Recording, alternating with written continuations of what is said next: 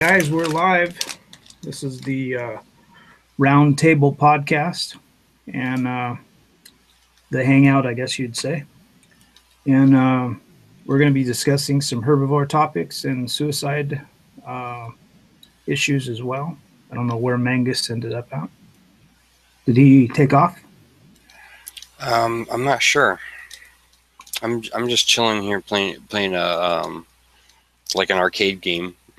Yeah, I see. Old school. Yeah. Yeah, I don't know where everybody went. That happened to me last week. Nobody showed up. Ended up having to talk. Oh shit, dude.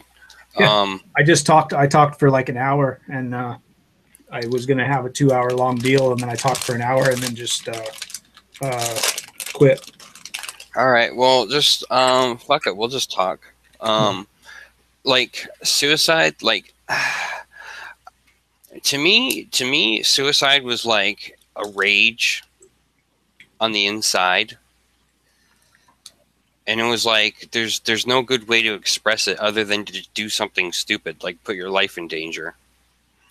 Well, the problem that we had here that we were discussing last week is the culture is set up in a way where men don't have any of the power in the relationship, and if they get divorced, they end up not being able to get the kids. They really have no power in the relationship. They don't really have any power in America either in the relationship. So it tends to be a problem for them because you don't really, you're not really able to be part of society, really. You're just kind of like a workhorse. You're kind of a slave, and you really have no way to be a productive person in society, you know. And here in Japan, some of the problems that we've got is the I was talking in my video a couple days ago about the suicide rates here are the average is around 70 to 100 per day right now, and that's been for quite a few years now. And I had another friend that told me he was teaching a class, and he had a Japanese student that came up and talked about the suicide rates in Japan, and also said he finished it with saying that every year there, if you took all the bodies from the people who died in 1 year from suicide, it would make a 300-meter high pile.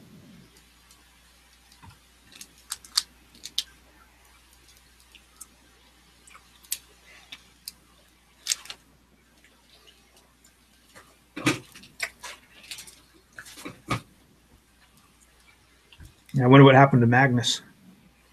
I'm not 100% sure. I know he was drinking coffee earlier. I had some coffee too. I'm not usually a coffee drinker, but I do use it to wake myself up if I need to wake up.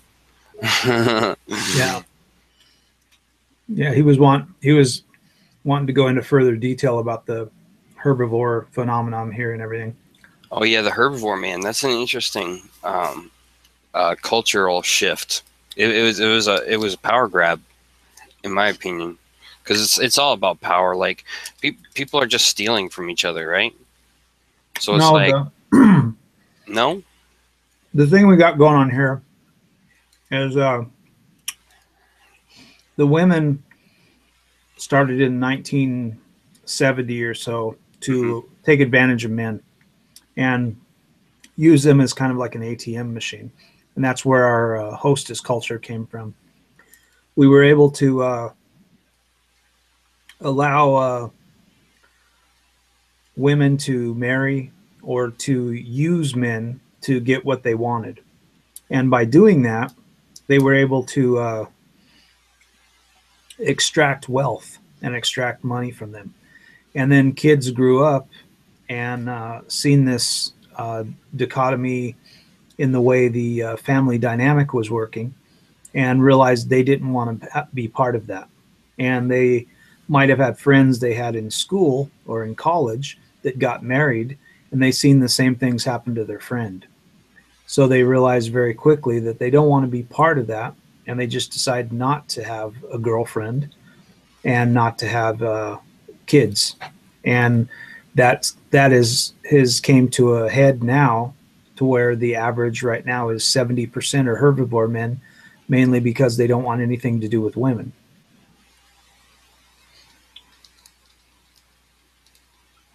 Well, wasn't it because the working man in Japan was like working themselves to death, like they just drink sake like crazy? And am I accurate, or Well, they still do that now. they still do it now? It's just that the herbivore man has chosen to back off. Yeah, it's just all the herbivore phenomenon is just stepping away from women. You know, Yeah. that's really all it's about. They don't want anything to do with women anymore, and they're saying they did some studies where they found out that from ages 16 to 24, 64% of men didn't want anything to do with sex or women, and 33% of women didn't want anything to do with sex or men. So you have entire generations growing up here now that don't even want to have a sexual relationship with anyone. You know, they're more or less asexual. Basically. Yeah.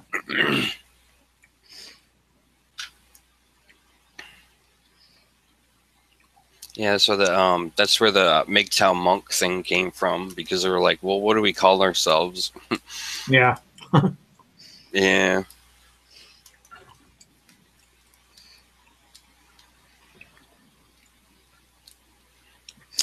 Yeah, I'm just like,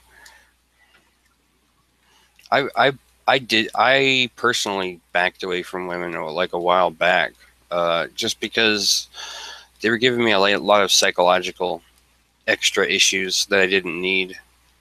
And it's just it's kind of caused my world to spin for a little while, and I'm pulling myself out of that spin now. Mm-hmm. Yeah, So, I stopped dating in the U.S. in January of 2013. So it's been almost two,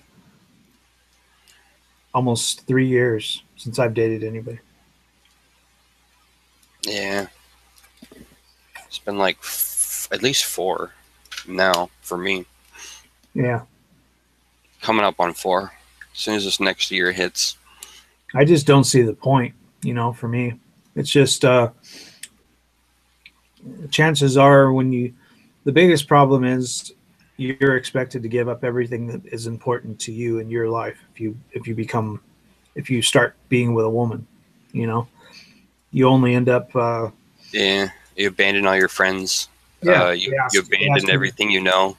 yeah, they ask you to basically give up everything that you love and everything that you care about for them, and you can't even have your own friends. You can't do anything unless you ask them first, and you have to act like everything in your life that was important before you met them is not important anymore at all. Yeah.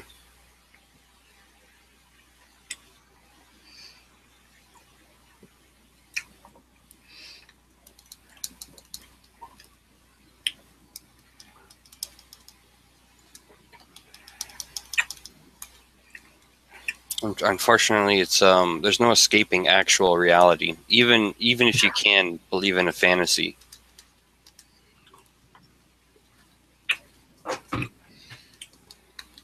The only escape is religion and Scientology. Oh, religion. Mm. Yeah, That's religion. like a form of hypnosis.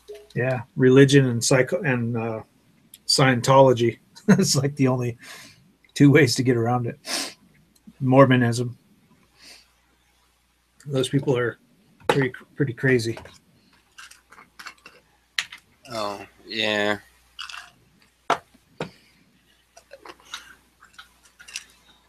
Uh,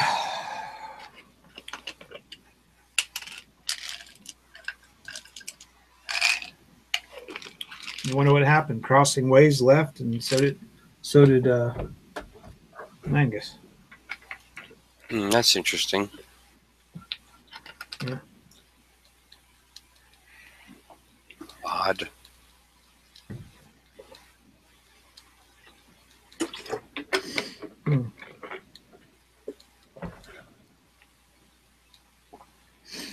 Might pull up here and see. Yeah. Like the only time I can remember, like, suicidal thoughts. I guess reckless driving must be suicidal in some cases. I don't know. Suicide's bad. Suicide's bad, kids. Don't feel depressed. Don't feel bad about yourselves. Feel good about yourselves as much as possible. And I know that's like horrible advice. That's hard to do nowadays with the way. But it's still the accurate message, even though I'm saying that horribly. But I've had experiences where I wanted to drive too fast, or maybe drive into a big truck or something. But don't do that; you'll die. Yeah. You don't want to die. Yeah. Like it's hard to self-terminate. Actually, is what you experience.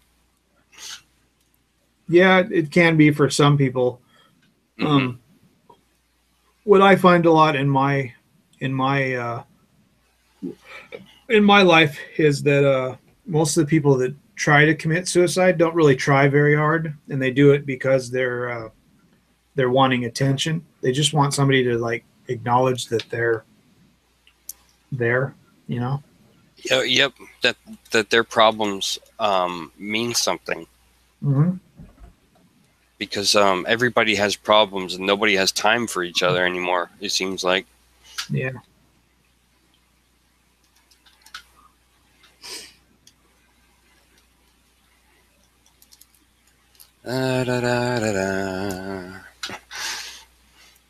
Yeah.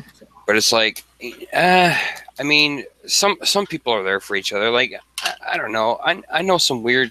I know I know what life is like from my circumstances, and I know everybody's circumstances are different. So I know what life is like from my circumstances, and I attempt to make the most of it every single time. Every single day I'm on the earth, I'm like, what can I do to maximize this day? You know, even if it just means exercising. Yeah. And cooking a meal. And maybe moving a few things around in my room or something. So, yeah, I need to go like street surfing more. I need to take my board out and just go look around more. Yeah, I've got into a thing now where I'm a little bit depressed. I got a lot of problems going on here in Japan, trying to get my visa situated and stuff. I've been kind of staying in my house and not really going out and doing anything. And I've been here now for 10 months, and I really don't go out and do very much. I have a few friends that sometimes I'll go see, but I don't really do a lot.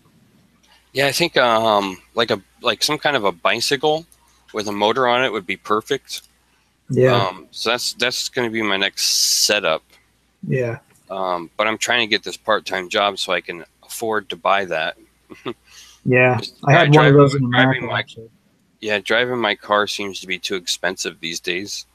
Because an old like a 90s you know, kind of a sporty car. It was like a mainstream sporty car or something, like a mid-range. Like a mid 90s with not a lot of miles on it. I mean, it's fun to drive, but it is, you know, it is like driving a very small truck. Yeah. Gas wise. So, you know, it does add up. I had one. Well, I'm not pulling in a ton of money. I'm just not. Yeah.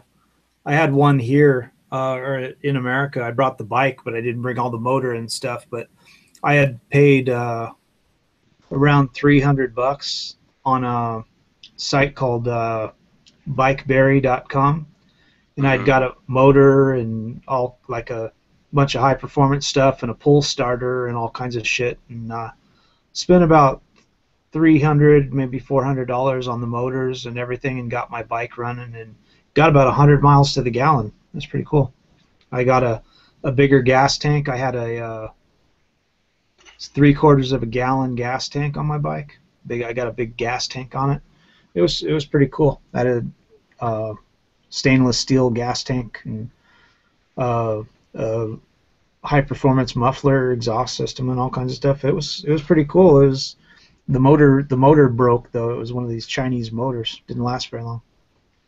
Yeah, I try to avoid Chinese products now. Yeah. Because of that reason. Yeah. I'm actually, but even though as I speak, I'm on a headset that's made in China. Yeah. So. Welcome back.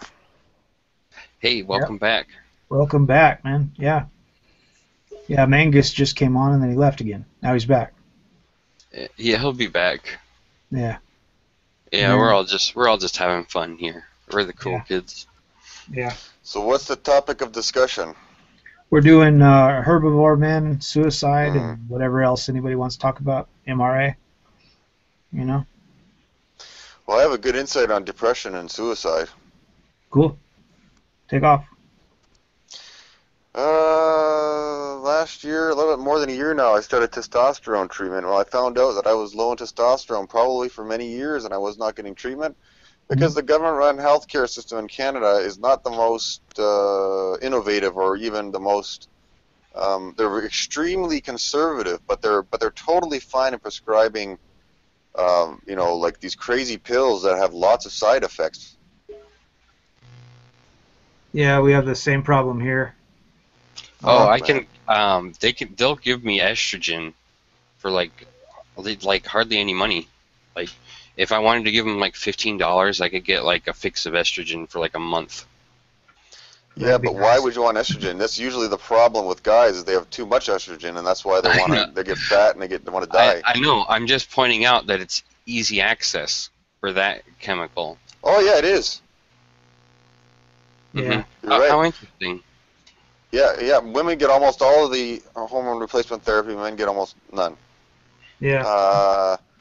Yeah, and tell me we're not a man-hating society? That's because men aren't the victims. Right. So I've had a total life change in the past year. I don't know, it's almost like being cured of cancer. That's how revolutionary it was for me. Yeah. So yeah, I'm aware of the testosterone thing. Yeah. So now I'm going to the gym almost every day, and I'm in better shape than I was when I was. Well, I'm pretty much in the shape I was when I was 20, when I was working at a grocery store. I'm 36 now. Yeah. Well, now I think a lot of the problem that guys tend to deal with as far as that stuff goes is it's sort of an identity crisis, I mean, feminism started up, in like the mid-late 60s, and then, it started becoming like a mortal sin to be a man just over, the 20, 30-something, 40 years in between. Yeah. Yes. So now I get I was always getting hit on by girls, but now it's all the time. So I'm like, oh my God, man. So anyway, yeah, this stuff is extremely powerful. You should do it under doctor's supervision, which I am, but I definitely recommend it. Yeah. Yeah. Well, typically you'll probably end up finding out that the women are into you because they see that you have a nice body, which means you're probably you have some kind of a upper scale life. Yes. You're able to afford that, and that gets the leeches to come try to attach to you. Oh yes. Definitely. Back in the old and golden days, a fatter man was sort of a sign of wealth, and you could afford to eat good. Now it's gotten to the point where it's kind of flipped the script, and you have to be able to afford to be fit. Yeah. Yes. Is what it is. Well, a fat man could afford to eat at like McDonald's every day, so that doesn't always mean he's got money. Well, it means he'll die sooner too. So when he dies sooner, she'll get his money faster. Yeah, back in the day, he was able to, if he had food and he was overweight, that meant he had money. which, you know, now that's not the case. You know, just because you have food to eat doesn't mean you have money. Yep. Might mean you're on welfare, food stamps. Oh, but you know, I saw that, you know, women say they're not in it for money. Even the girls that say that, they're the most expensive ones you can find. They're bullshitters. They're the liars. Yeah. That's been my experience, and a lot of other guys' experience too. I mean, it's hard to, you know, knock that stuff. So anyway, yep. I was talking to somebody about it. I was talking to somebody about it last night, and say the biggest problem is, you know, with modern society and feminism is they've been fighting gung ho, tooth and nail to create all these crappy laws that give men a bunch of shit, and you know, the bulk of the women wouldn't have really gone along with it, except for the fact, oh, well, there's a new law that says, you know, we can divorce a man and you know, not be at fault for, okay, and they just kind of went along with it, and they're only just now realizing that men are like, fuck that shit, and now they're like, wait a minute, they're kind of backpedaling on themselves a little bit. Yep. Seems to be what the biggest problem is. We were talking about that last night in the hangout. Yeah, I think a lot of the problems that we're having here in Japan have to do with the culture that we have here. That's not even really a feminist culture. It's just like you're like a lost culture. It seems like. Well, it's like women just don't see. It's really hard for them to see where men are coming from. That we have some huge issues that are affecting society, and they're actually almost destroying their own society here, and they just don't want to change anything. They don't want to. They don't want to try and change anything. They just want to let it continue on like it is. Well, that's exactly. It goes along with what I was saying. It benefits them in some way, and they don't realize what it's doing, hurting men. So, you know, if it's not hurting them, why would they care? Yeah. They don't realize that it's doing more damage than anything else.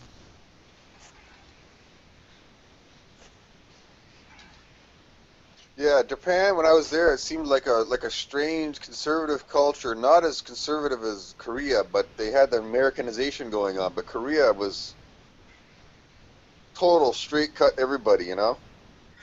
Yeah, I've talked a lot about the kids here are raised to be very stoic, and they don't really teach the kids to have any fun. You know, they're not really into tickling the children. They're supposed to be raised to be very kind of go along with everybody else, don't have your own mind, and listen to what you're, you know, like I was talking about with the school, you know, listen to what you're told and do what you're told, and don't have your own mind. If you have anything to say about anything, you should not say it unless somebody asks you to tell them. You know, and so they're raised like that, to where they're not allowed to be themselves or to have their own mind, which is, it's becoming a problem here because we have a lot of problem now with innovation. A lot of the problems that we're having with vehicles and you know, Sony TVs and computers and all the Japanese products that are made here now. A lot of the problems that we're having, and the reason why we aren't as inventive and innovative as we were back in the 70s and 80s, is because of this culture. It's actually stifling progress because the people can't they can't sit in a boardroom with like 15 other people and spitball ideas on making things better, because what will happen is all of them will have the same idea, and yeah, they'll kind of all pat themselves on the back. Yeah, we all thought of the exact same thing. Aren't we so smart? Exactly. And that's kind of where they go, and because that is the case, they end up having a lot of problems. They They have a lot of issues with coming, not really finding like solutions to the problem. They just make more problems, you know. That's really weird, eh? Yeah. I mean, okay, I read that Japanese people were not always industrious and productive, and you know, and all these other things we know about Japan now, or we think we know. I read that before the Americans came and industrialized. I mean, like, you know, they took over and they occupied them for years. That they were lazy. They were whole bunch of shit. Like like the Japanese didn't understand the Americans, and the Americans didn't understand the Japanese. Yeah, they were like that pre World War I and World War II, actually. Yeah.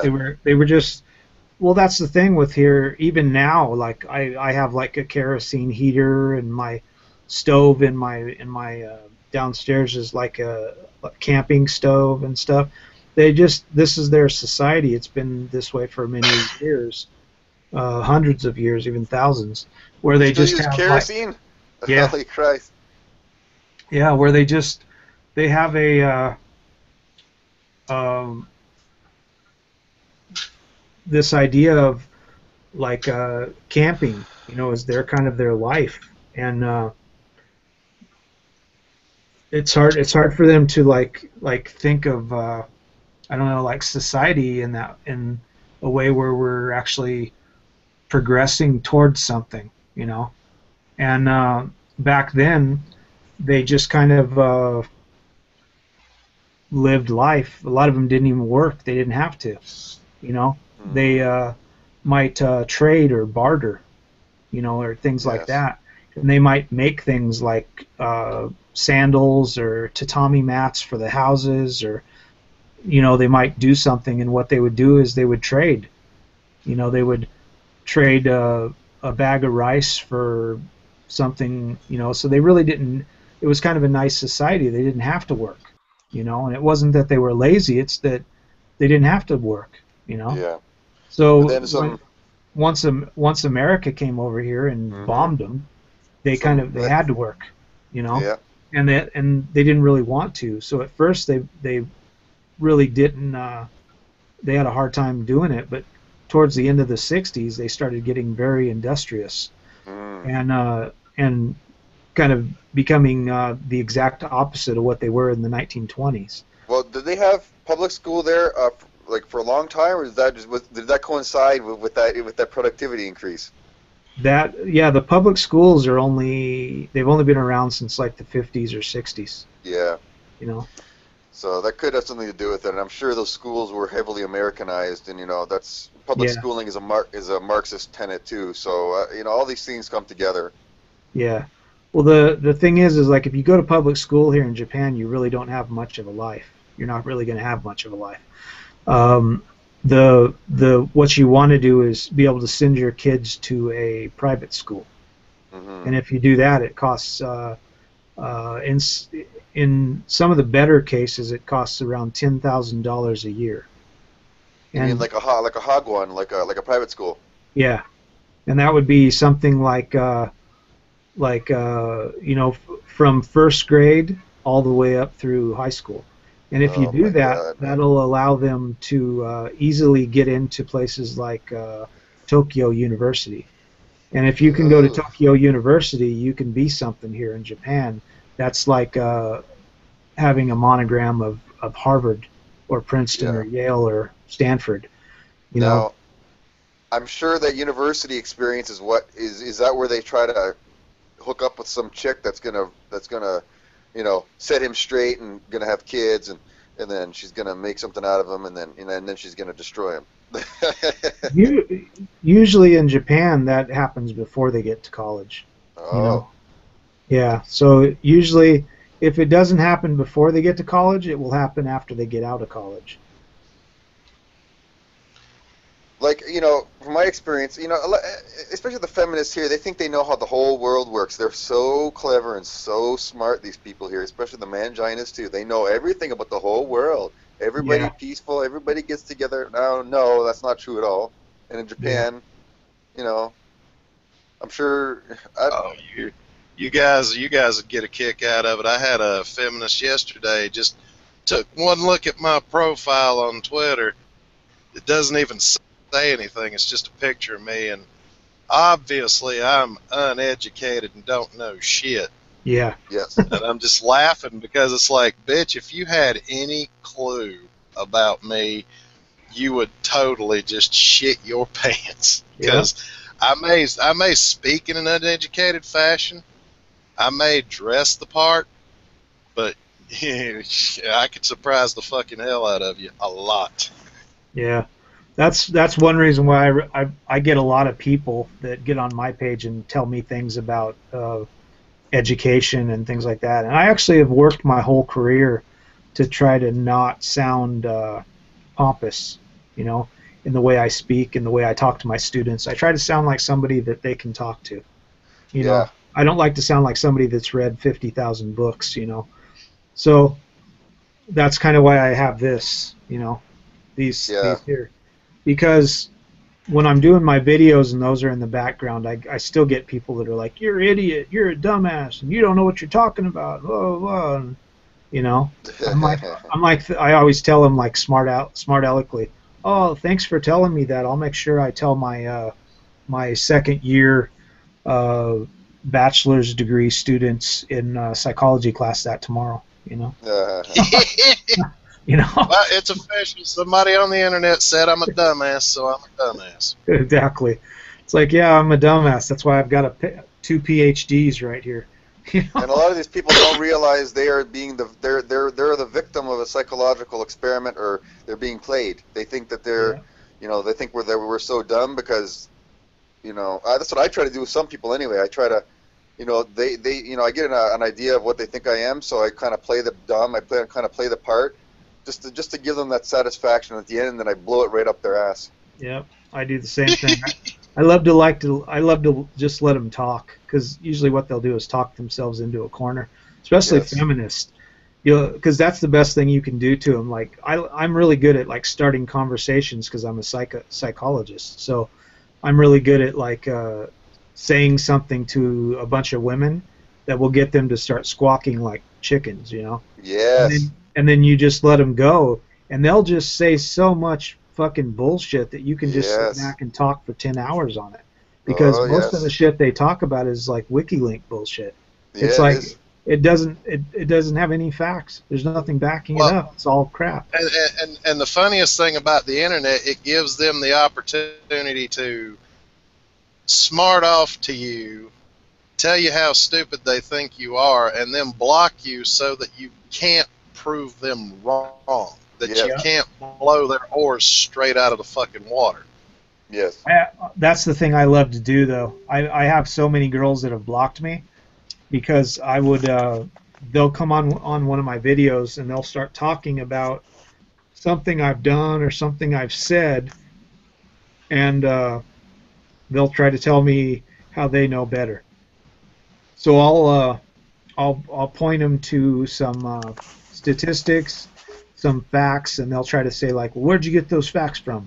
So I'll give them all the facts and all the statistics, and they'll start to realize that I know a lot more than I'm letting on. And once they realize like I know what I'm talking about, then they'll start attacking me as a person, because they do the Fox News thing, where if they can't make your ideas look bad, then they have to attack the person themselves, and then they block you after they've said something. You know, after they'll say something like you don't know what you're talking about, you're stupid, blah, blah, blah, and then they'll block you. You know, and it's just they revert to this, from this intellectual person that really isn't intellectual at all, to like a 6-year-old kid. You know. Yes. Yeah, well, you may be smart, but you're a duty head, block. Exactly. Yeah, exactly. It's like talking to Donald Trump, you know. Yeah, and you know, I noticed that when I started university, I kind of got like an impression like the professors were trying to be assholes too, and maybe some of them are, but you know, it's also a case of inferiority or superiority complex, right? Too, and I find that there's a lot of people that are that are very insecure in themselves, so they try to project that insecurity onto you. Well, here's something I'll throw out to you guys to talk about. This is something that I see in my field a lot of study and teaching. There's these girls that join the STEM fields, and even the music classes that I teach, they tend to join these fields, and they kind of like don't really study, and they try to get some guy in the class to be their boyfriend, so Oh that they yeah. can cheat off of him. Yes. And usually what ends up happening is these girls will get out of college and they will try to get hired on someplace, and they don't actually have any knowledge because they cheated their way through the class.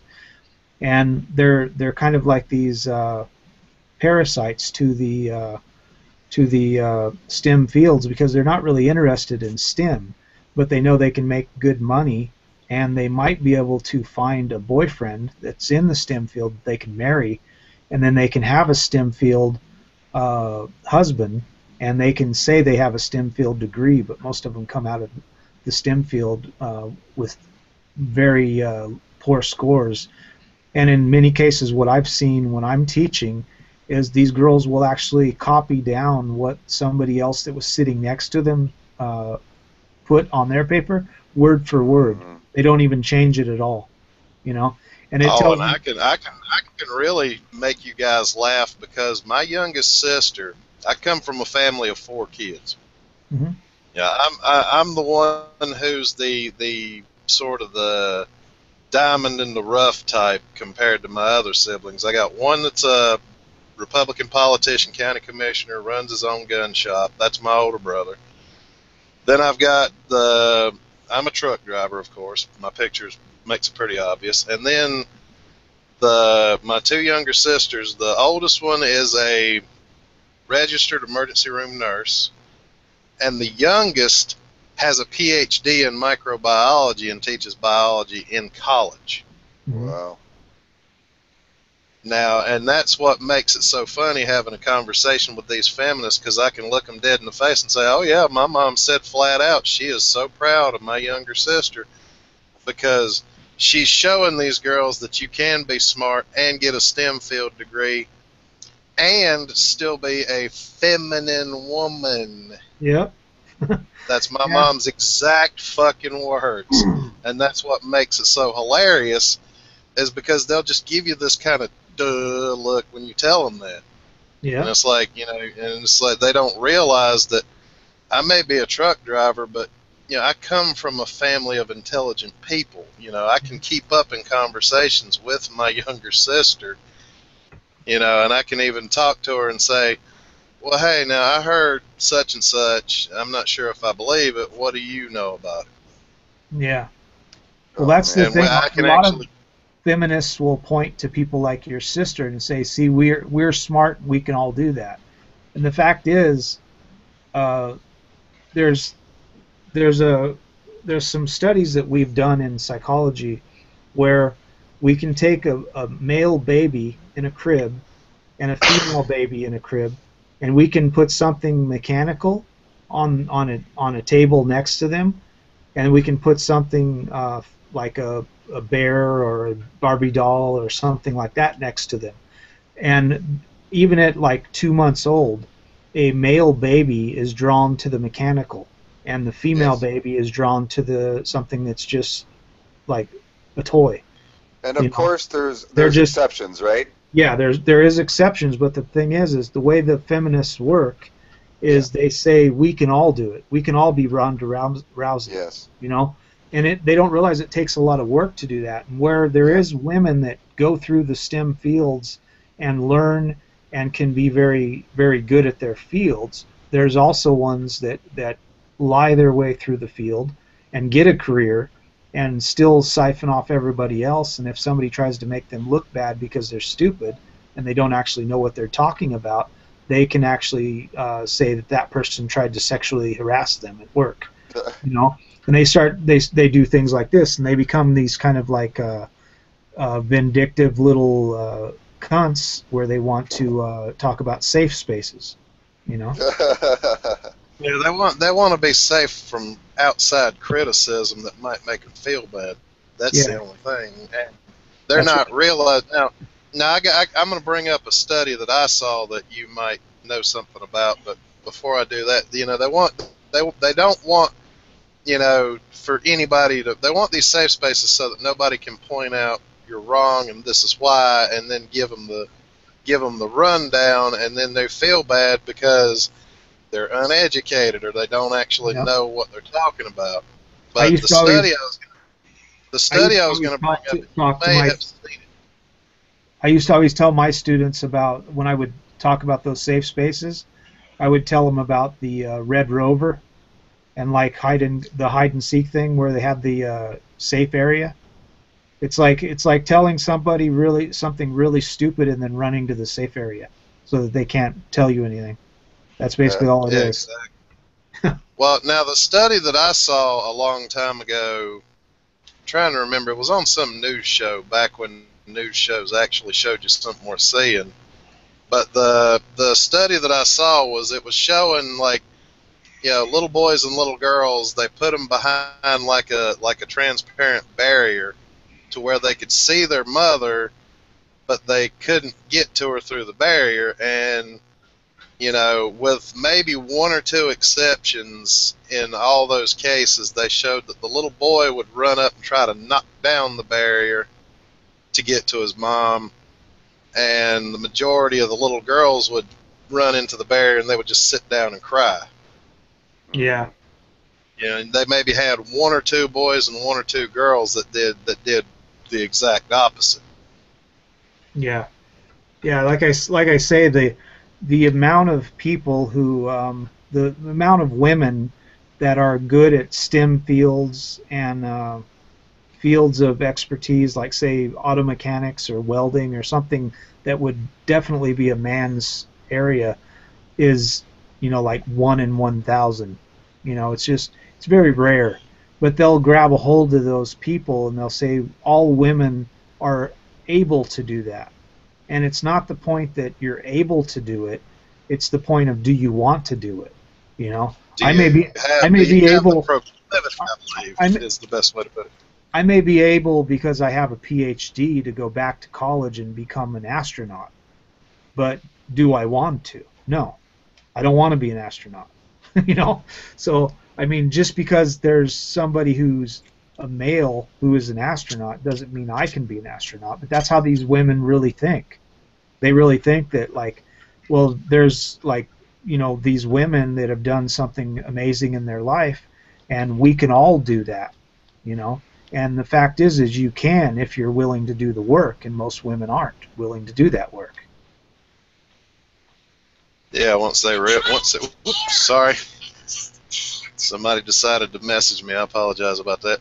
But no, that's just it. My mom, you know, I've told you guys in a couple of situations, my mom was a feminist back in the 70s, but while she was fighting for the equal pay and equal opportunity, it was because at the time she was already doing man work. She was driving a dump truck for my grandfather's farm. She was shoveling shit out of horse stalls, digging and planting gardens. You know, all the shit that the men would do. Right. You know, she's paying the price for it now physically, but she did that work. I mean, I very fondly remember her driving my ass to daycare in a big blue fucking Ford dump truck that she was going to be driving for the rest of the damn day. Yeah. So, you know, that's cool. Well, that was it though. That she had a reason to want that, was because she was already doing it. She just wanted the recognition and the pay for the work she was doing, which I've got no problem with that. Yeah. You know, that's how I learned not to underestimate anybody just based on male, female, black, white, up, down, sideways, whatever. It was, you know, I saw that it wasn't a bunch of bullshit that women could do the thing. It was just that too many women were like they'll go into these colleges and get these worthless ass gender studies degrees, and then bitch about not enough women in STEM, and it's like, well, bitch, you went and got a stupid-ass gender studies degree. Why didn't you go into a STEM field? Why didn't you get a degree in that? Well, that's not to say that STEM fields are the panacea whatsoever, especially in Canada, United States. From what I see is a lot of the cliche is they say your degree is not what it was anymore, and they're right, it isn't, because there's a lot of external dynamics going on, outsourcing, foreign labor, things like that wasn't really there 30 years ago. Yeah. Well, and they act like STEM is the be-all, end-all. Well, what the fuck would they do if I hadn't decided I'd rather be a truck driver and deliver the product they need to do that shit? Yeah. Right. Like I was talking about in the last one that we had, that last live hangout, the thing that they don't like to talk about is that every accomplishment that a woman has ever made in society has been because of men. The things that they've built, the things that they've made, the things they used to make those things were made by men. Like I was talking about the woman who made Kevlar. It took her 20 years to make Kevlar so that we had bulletproof vests. That woman that made that, all the machinery that she used to make that with was made by men. If men didn't make that machinery, she would have never made Kevlar. So the fact is, most of the things that they've used to make what they make or what they've advanced in society is only because of men. If they didn't have men, they wouldn't even be able to make any of it. Well, that's like that feminist Camille Paglia saying that, if we would have been living under a matriarchy, we'd still be living in grass huts. The patriarchy built everything we have, and in a way, she's right. I mean, they had that.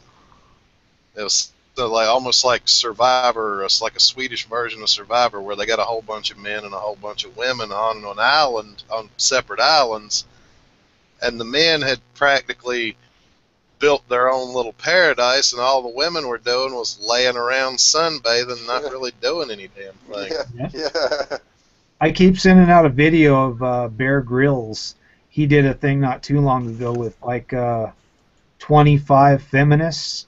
They put them on a desert island, and they were having to get their own water and find their own food and find their own shelter and do this stuff. They were working in groups, and I don't know if you've ever seen 10 feminists work in a group together. It's pretty funny. Oh, that's a fucking nightmare. I don't even have to see it. That's just a fucking nightmare just in my own mind.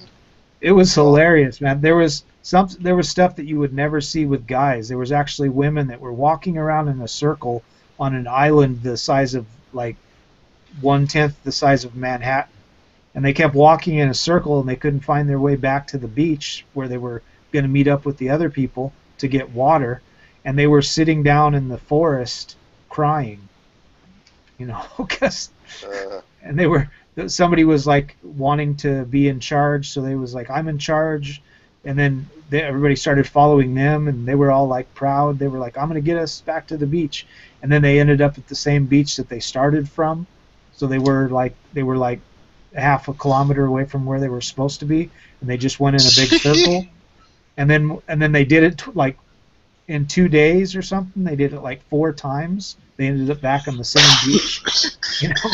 I don't know how they kept going in circles, but they were on an island, like I say, an island that was 1/10 the size of Manhattan, and they kept going in circles and couldn't even find their way back to the beach. But then somebody like me, who I drive a truck, so I kind of have to have an idea how to get out of those kind of situations. I would have been well, we were on the beach on that side, so we'll just circle around until we hit that spot where we're where our stuff is, and we would have found our way back. But I have to do that a lot. Just take a wild guess about oh shit, I just missed that turn.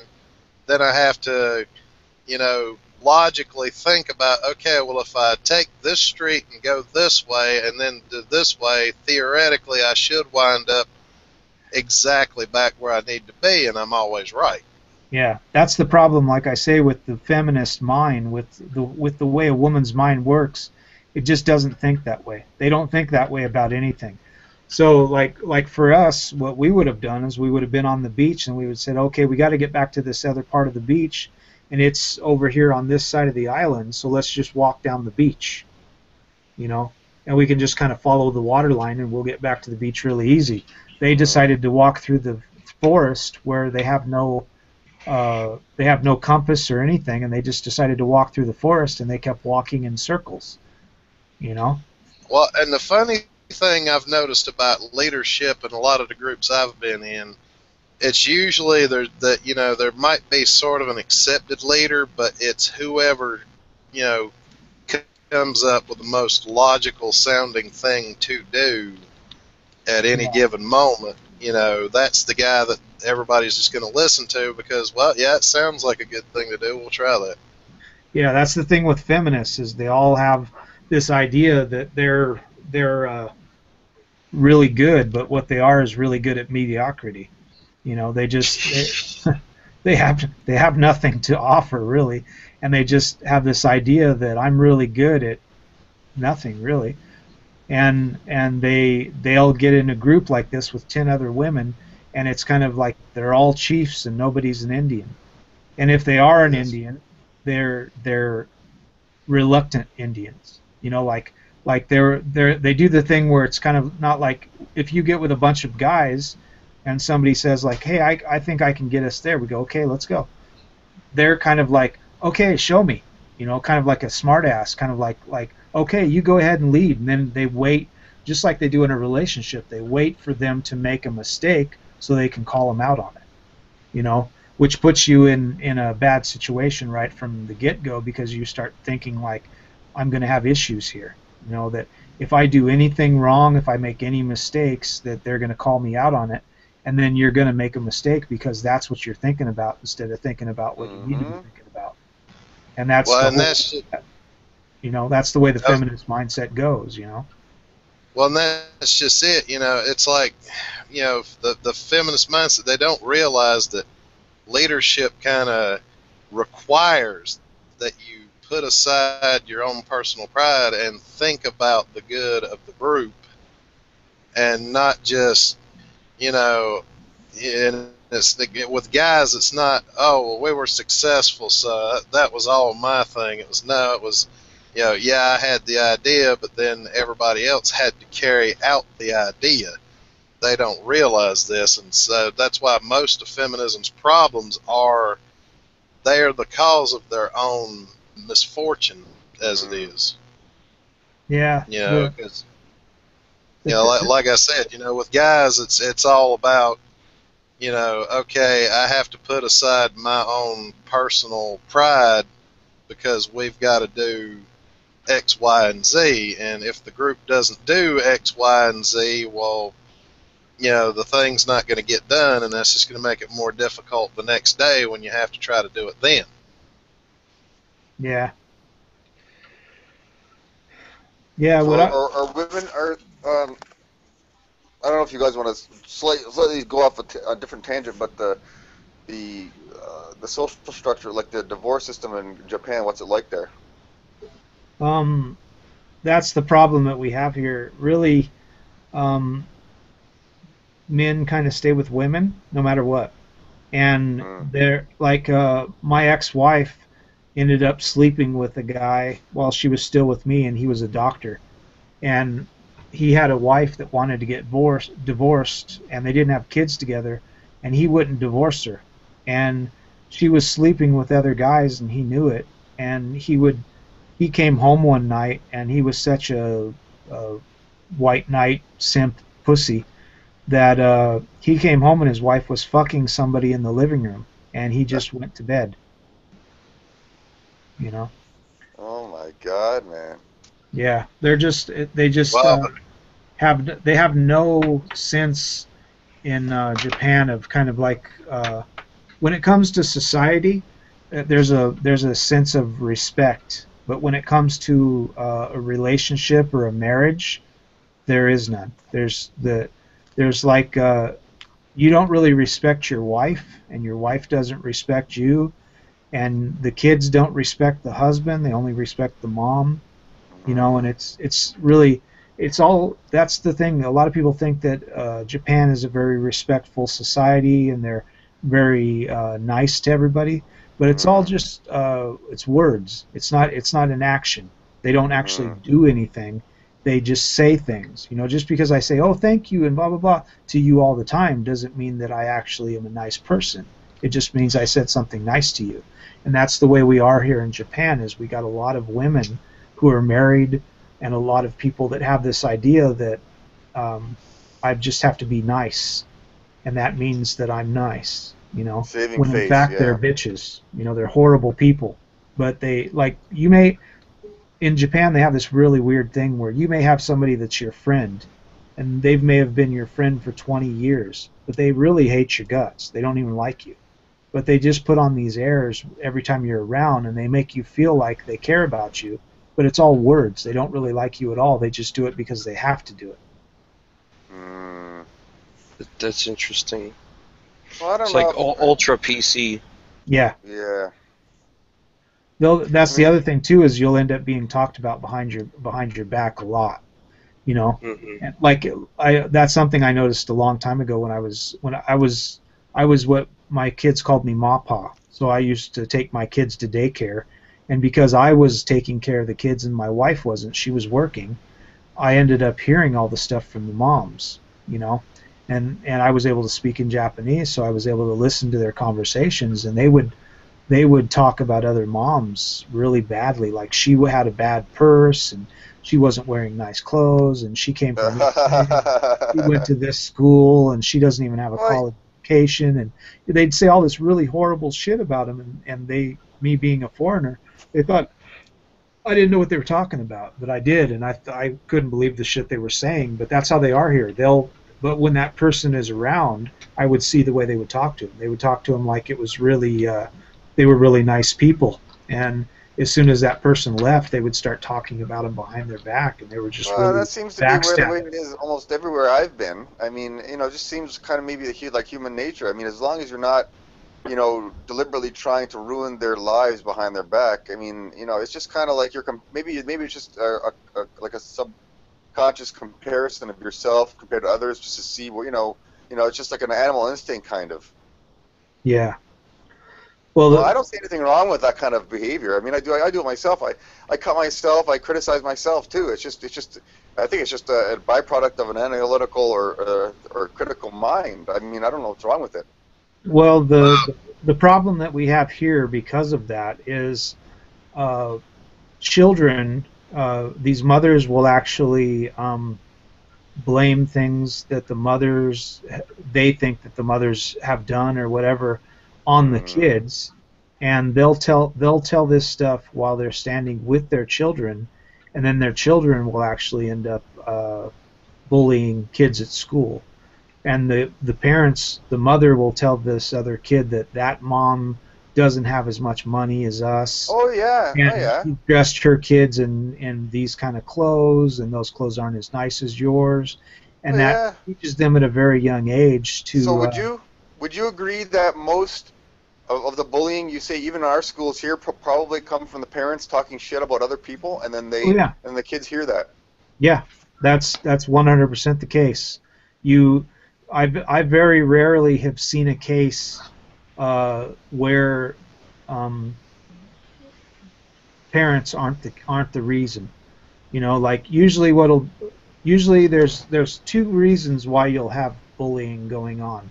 One is it was something that was learned. Like say if you have a racist or Yeah. bigoted parent and they talk about gays and they talk about blacks all the time and stuff, the Yes. kid will go to school and think that that's fine, you know. Yes. And the other thing is something is happening at home and they want to take it out on somebody at school, like say their father is beating up their mom or they're being sexually abused or something like that, and then they come to school and they bully, you know. And Yes. that's usually the case if you're talking about boys. If you're talking about girls, there's this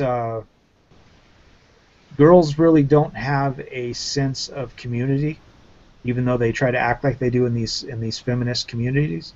And there's really no hierarchy. There's like everybody is the hierarchy, and you need to recognize that I'm better than you. And they will take any little thing. The worst bullies in any school I've ever taught at is women. They're always the worst bullies in schools. They bully the boys and they bully the girls.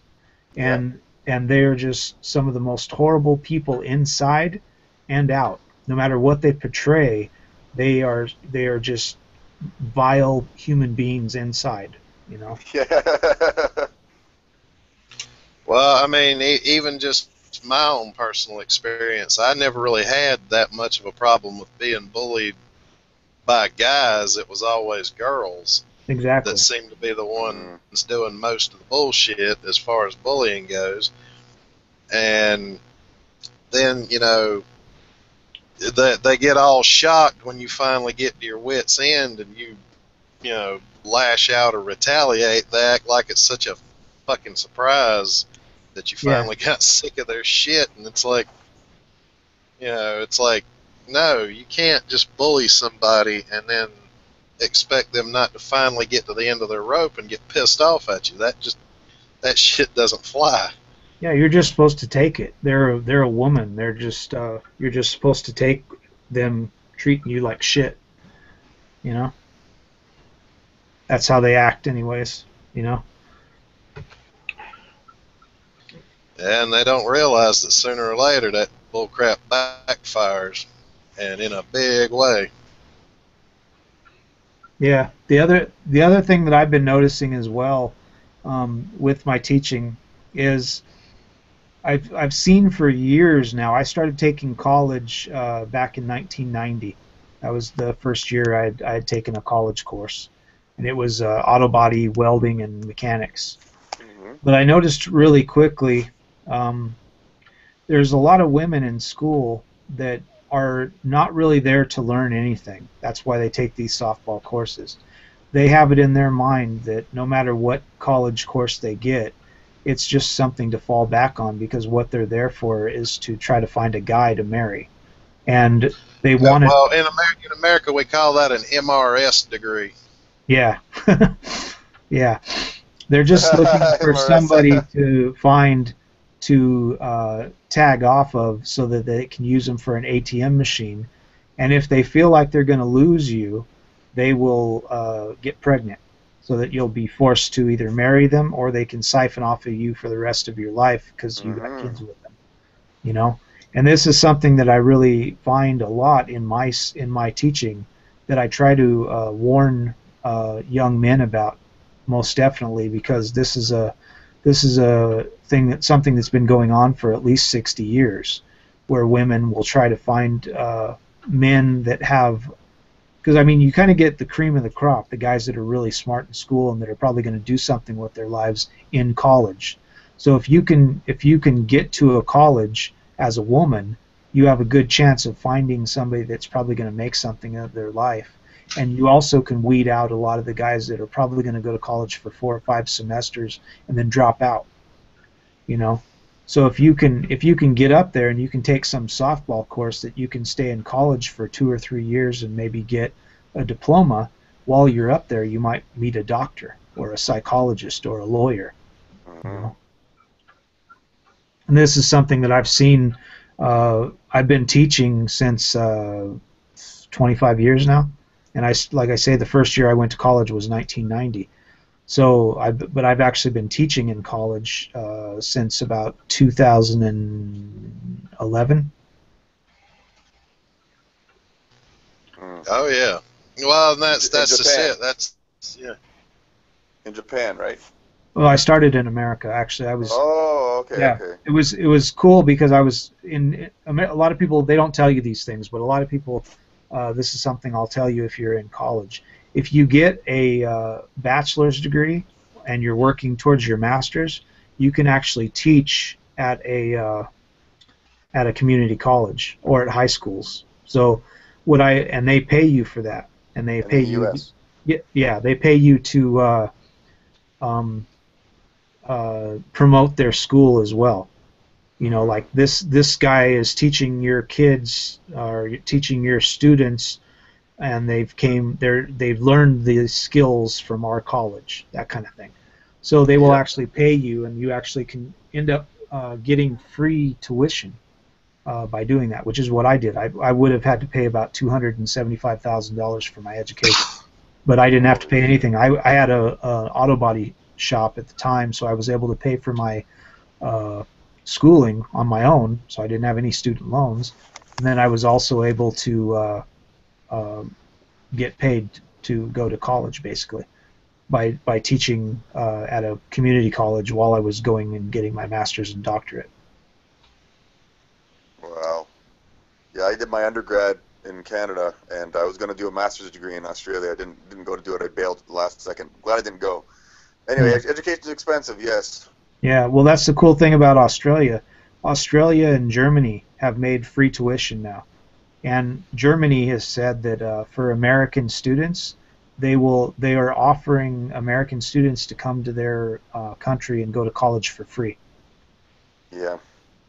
You know. I'm sure you have to have the grades in the background for it. Can't just Yeah, be you might have to Joe have Schmo like off an the street. associate's degree in college and have some decent grades, but Yeah. what they want is they know that if they can get you to come over there and teach or learn something there, like say a STEM field or something like that, You might stay there. that you'll stay there and you'll work in their country, and that you'll probably never go back to the U.S. You know? Yes, they're kind of stealing you. Yeah, that's what they're hoping. Well, that's the problem that they're having within America is they have a big problem because of this is something that I seen when I was there on the boards, and what we got going on in America is there's so many women, about 61% of the graduate class for the last 15 years in the United States has been women. And almost 95% of those classes have been crappy classes, just stupid classes like art history, shit like that. Just bullshit courses that you really can't do anything with. They're just classes because they're trying to find somebody to marry. And because of that, a lot of these girls are getting student loans, and they aren't paying those student loans back. They're expecting to get married and have the husband pay those student loans back. Yes. And because of that, it's hard for a guy to get into college and to end up getting in a STEM field and getting funding, getting student loans, because they're running out of money, because there's so many women going to school. Plus, because there's so many women that are going to school and getting educations and graduating, they feel that men who go to college that can't afford to go to college aren't really worth giving money to because they're not going to graduate anyways. So they're actually having lots of problems with even teachers who teach STEM fields not being able to get jobs in colleges because they don't really need very many teachers for those STEM fields because there's nobody taking their classes. And that most of the colleges you go to now, there's lots of art history classes and female, literature classes and writing classes and all these classes that really, unless you're going to teach, they really don't serve any purpose. You can't really do anything with them.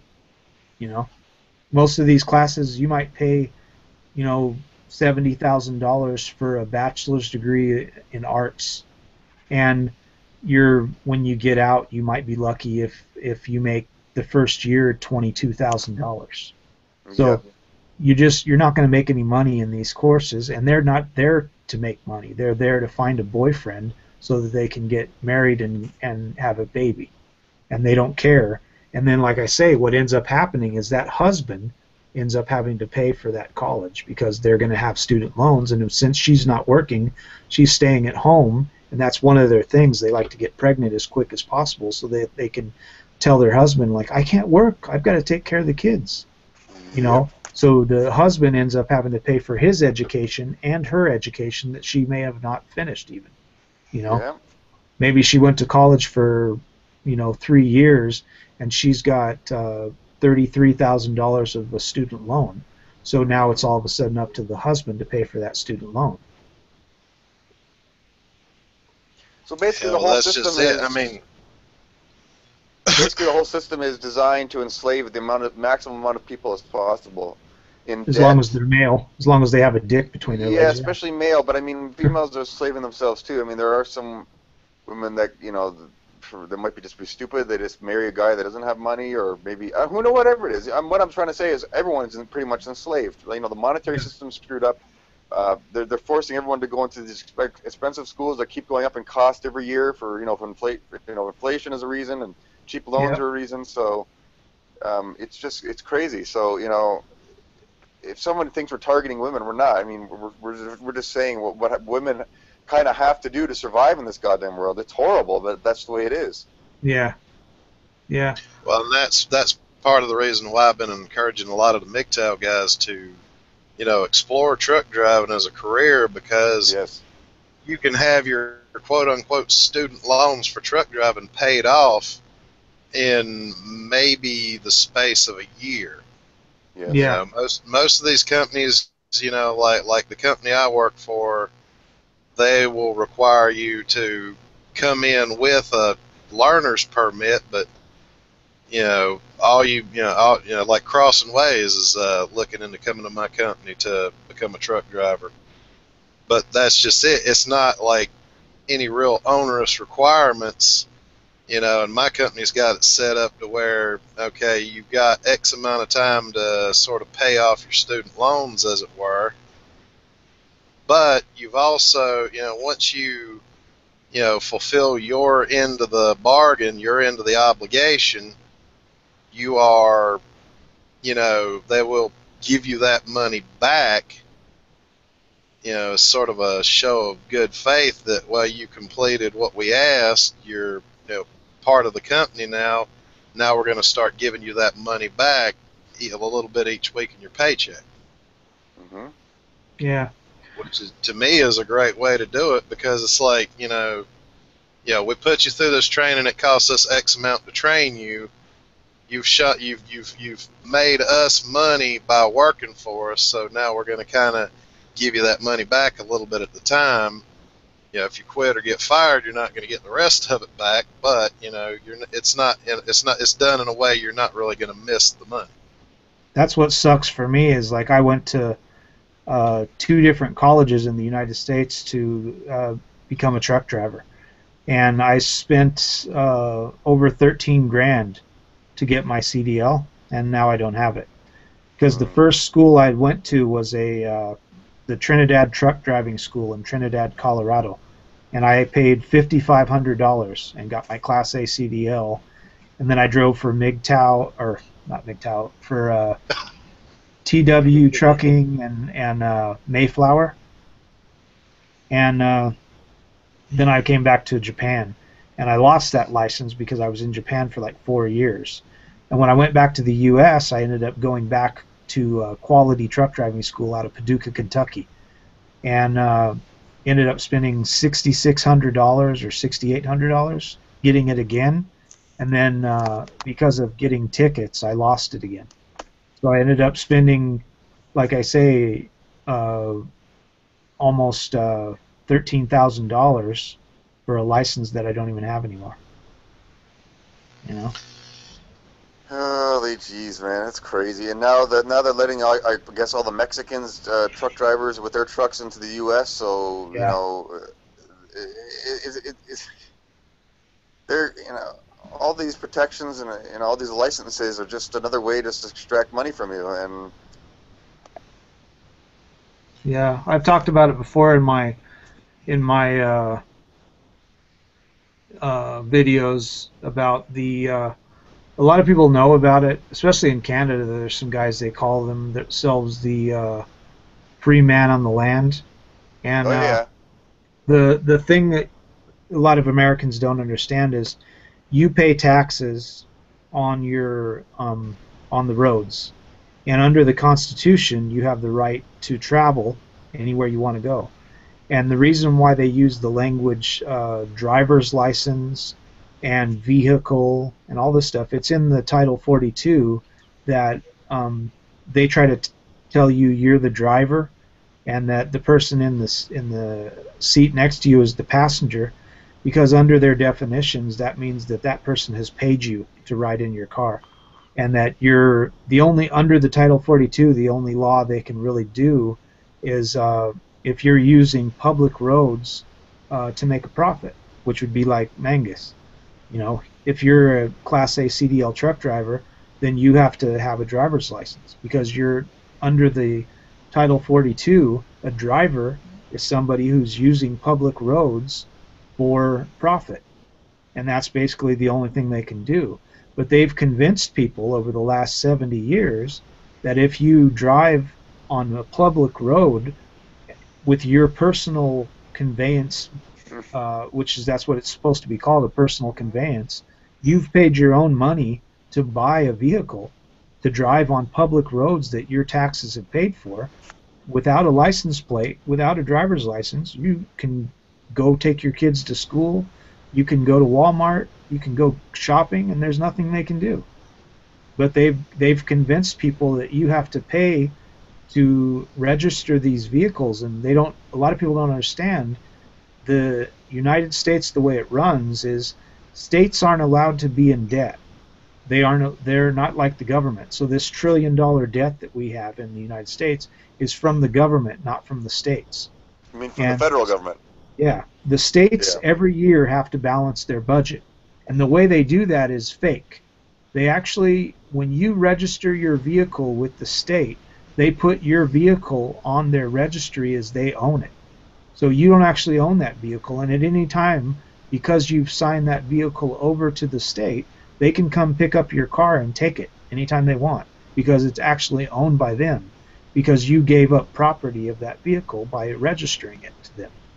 You know, and a lot of people don't know these things. This is the way the law works. It's why they can come and tow your vehicle if you put it in a parking area someplace. They can just come pick it up because it's their vehicle, and then you have to pay them to get it back.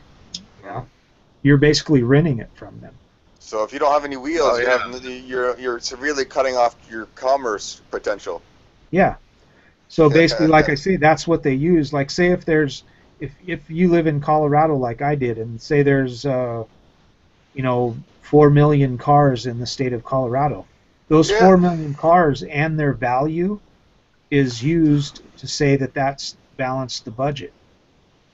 You know, so they're using it as kind of like if you got a loan and you put your house up on it on the mortgage. Collateral. Yeah, that your car, all those 4 million vehicles in that state are collateral to the debt. Yeah. And that's how they work. Oh yeah. So even though you've went and worked, 3 years and you fixed up a really nice '69 Camaro, and you've spent $30,000 on that car, and you have a really awesome vehicle that you take to car shows, as soon as you put a license plate on it, you've given that car away to the state. And then now, anytime they want, if you park it someplace or whatever, they can just come take it, and then they can put it into a public auction, and then they can sell it off and keep the money. Because that's what you've done. You've actually given them the right to your car. It's not your car anymore as soon as you register it. It's the state's car. Well, the same argument could be made for the national debt. Apparently, your birth certificate is also proof that you don't own your own body. It owns, so the state owns you. So they use your body, your earning potential, as national debt collateral. Well, I'll tell you something about that. On your birth certificate in the United States, there is a number and a little circle. Custom number, so what they call it. Yeah, that number states that you have a bond in the United States. And the bond is actually because you're a part of the corporation of the United States. Everybody has bought into the company. Basically, that's what America is. It's a big company. So by you buying into the corporation as a child, because of the GDP of the United States, the average United States citizen is worth about $4.8 million. And at any time, you can actually get that money, but they try not to allow most Americans to know this. And they actually have people that work on your interest. There's actually people that the government has appointed to take care of your bond and to spend the money on things they feel will accrue the interest and make the money. And in most cases, most people don't even know. But that's what that number is on your birth certificate. It's actually a bond number. That is the bond to the amount of money that you have. And there are a lot of people that actually can take that money, buy out of the company, and become free men on the land, and you'll be able to have, 4 million. Yeah, I've actually met a guy that claims to have done that. I did not believe him. So, I'm sure it can be done, maybe, but Yeah. It can. It takes a lot of paperwork, and you have to be pretty smart to do it. But there's a lot of people that have done it in the United States and in Canada. The guys that are free men on the land, a lot of them have bought out of the company and said, "I don't want to be a part of this. I don't have agency in this, and I don't want to have anything to do with it." Fuck. Yeah, so, yeah, the different cultures, and I haven't lived in Central America for too long, but it's different almost everywhere, but I think female nature is still the same everywhere. From what I've seen, yeah, I've lived in a lot of different countries in my life and traveled around to a lot of different places. I went to New Zealand and Australia and Canada and Mexico. I lived in there for a little while. Lived in America and quite a few different states in America, and I've almost found in no country, doesn't matter where it is, it could be in a little hut in Africa, you'll see the same feminist mindset, and it's not even that they don't even realize it's like a feminist mindset. It's like they think they have this entitlement where they think that what I need in my life is just a man to take care of me, but I'm a victim, and they don't understand that doesn't jibe. You can't be a victim and empowered at the same time. It doesn't work. But that's an empowered victim is like an oxymoron akin to, let's say, military intelligence. Exactly. Exactly. That's what they don't get. It's like when I listen, like I said, when I get around a bunch of feminists and I'll just throw something out and let them talk. The thing that they don't understand is everything that they say, they talk about being empowered and being strong women and everything is strength, and then everything they say about men says that they're a victim. Like, oh well, we have the rape culture and we have all this kind of stuff, and everything they say is like, oh, it's because of men. We can't do this because of men, and everything they say is victim. So they're saying in one breath that they're strong women, and then in the next breath they're saying they're a victim. It's like you can't be both. You're either one or you're the other. And they don't get that. You can't be a victim if you're empowered. It doesn't work. You're referring to hypergamy, Yeah. And I'm thinking of it in the sense of, you cooked a pizza, right, and you left it in the kitchen, Mm-hmm. but maybe you went in the other room, and when you came back, there wasn't any pizza left in the kitchen. Like a group of ravenous women came in and ate it and ran away with it. Yeah. Like as soon as you turned your back, they just took it. Yeah. Acquisition of resource. Yeah. That's how they feel that it's entitlement. Well, it's more than that, because it's like, I don't necessarily blame them for doing the animalistic thing, Mm-hmm. and just trying to grab food to eat. Yeah. It's like resources are something you just kind of gobble up, but it's like men aren't doing the same thing. They're like saying that there's some kind of honor. Yeah. By allowing them to do this over and over again. Tifa, actually, what it kind of, to add a little bit of nuance to what you're saying, what it's like is some dude goes out, buys the ingredients, makes an entire pizza from scratch, sticks it in the oven, cooks it, leaves it on the table, and thinks, I'll come back here in a minute when it's cold, and he goes to use the bathroom. Then he walks back in, and there's a group of women that have all entirely just devoured the pizza. There's none left for him, and then they turn to him and bitch, well, why didn't you add pepperoni to this, or why didn't you add ground beef, or why didn't you add this, or why didn't you add that? And it's like, I didn't make that pizza for you. In my story, in my story, it was a bunch of young, horny teenagers that went in there and took the pizza, and then ran away before the guy got back. Yeah. Oh no! That would actually be like the guy would be just standing there. Well, fuck! Now I got to make another pizza. No, in my version, they're all standing around eating his pizza that they had nothing to do with the acquisition of or the creation of it, and then they all turn to him and just start bitching that he didn't, you didn't add enough sauce, or that was the wrong cheese, or why didn't you put Canadian bacon on there? And he's like, I didn't make that for you. Same scenario, different circumstances. Yeah. And great works of fiction, I think. Yeah, that's the women's life, I think. Great work of fiction. Yeah. That's the feminist life.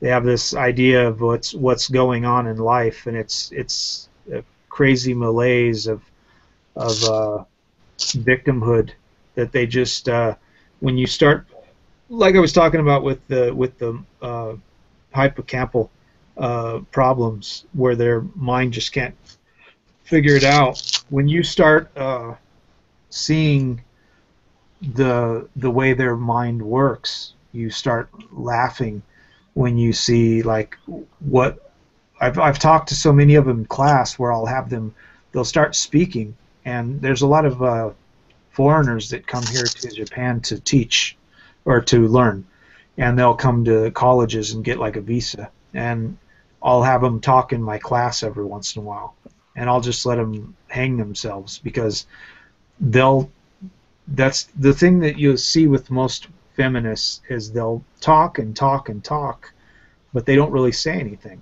And most of the stuff they say, they're just regurgitating, Yes. vomiting out things they've read in a book, that the things that they've read about in a book they don't jibe with reality and with society. And they're not actual facts, they're just things that they've wiki-linked, and if you let them talk long enough, I usually, it makes me look really smart, but I can basically say like 3 or 4 word sentences. You mean Wikipedia? Yeah. Okay. Where I can just throw out like 3 or 4 word sentences that just shoots down what they just talked about for 6 minutes. You know, where they'll just say some stupid shit, and I'll just let them go on, and the whole class will be listening to them and acting like they know what they're talking about, and then when they're done, I just say something like a couple sentences, and then everybody's like, God, that was pretty stupid, what she just said, you know. and that's you know, that's the fun of listening to a feminist talk, is like listening to their rhetoric and their every one of them.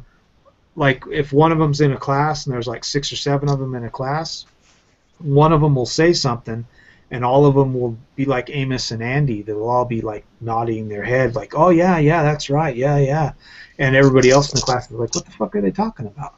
And then I say something, and everybody, I throw out there what the truth is, and then they all go like, "Oh, geez, that was stupid." And then the feminists are still sitting there with their head bobbing up and down, going like, "Yeah, I don't believe what this teacher just said. I think that was right," you know.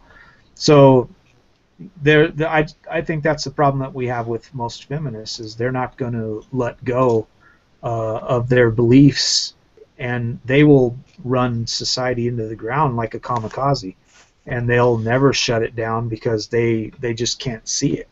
I think they're just too close. They're like the horse with the blinders on, where who are the Japanese women they're blaming for their oppression? Men. So they're not blaming white devil men, because there's no white devil men there. No, they're blaming men in general, because the thing is that a lot of people don't understand is, in Japan there's not very many foreigners here. Most of the gaijin, the foreigners that are here, are actually Chinese and Korean and stuff like that.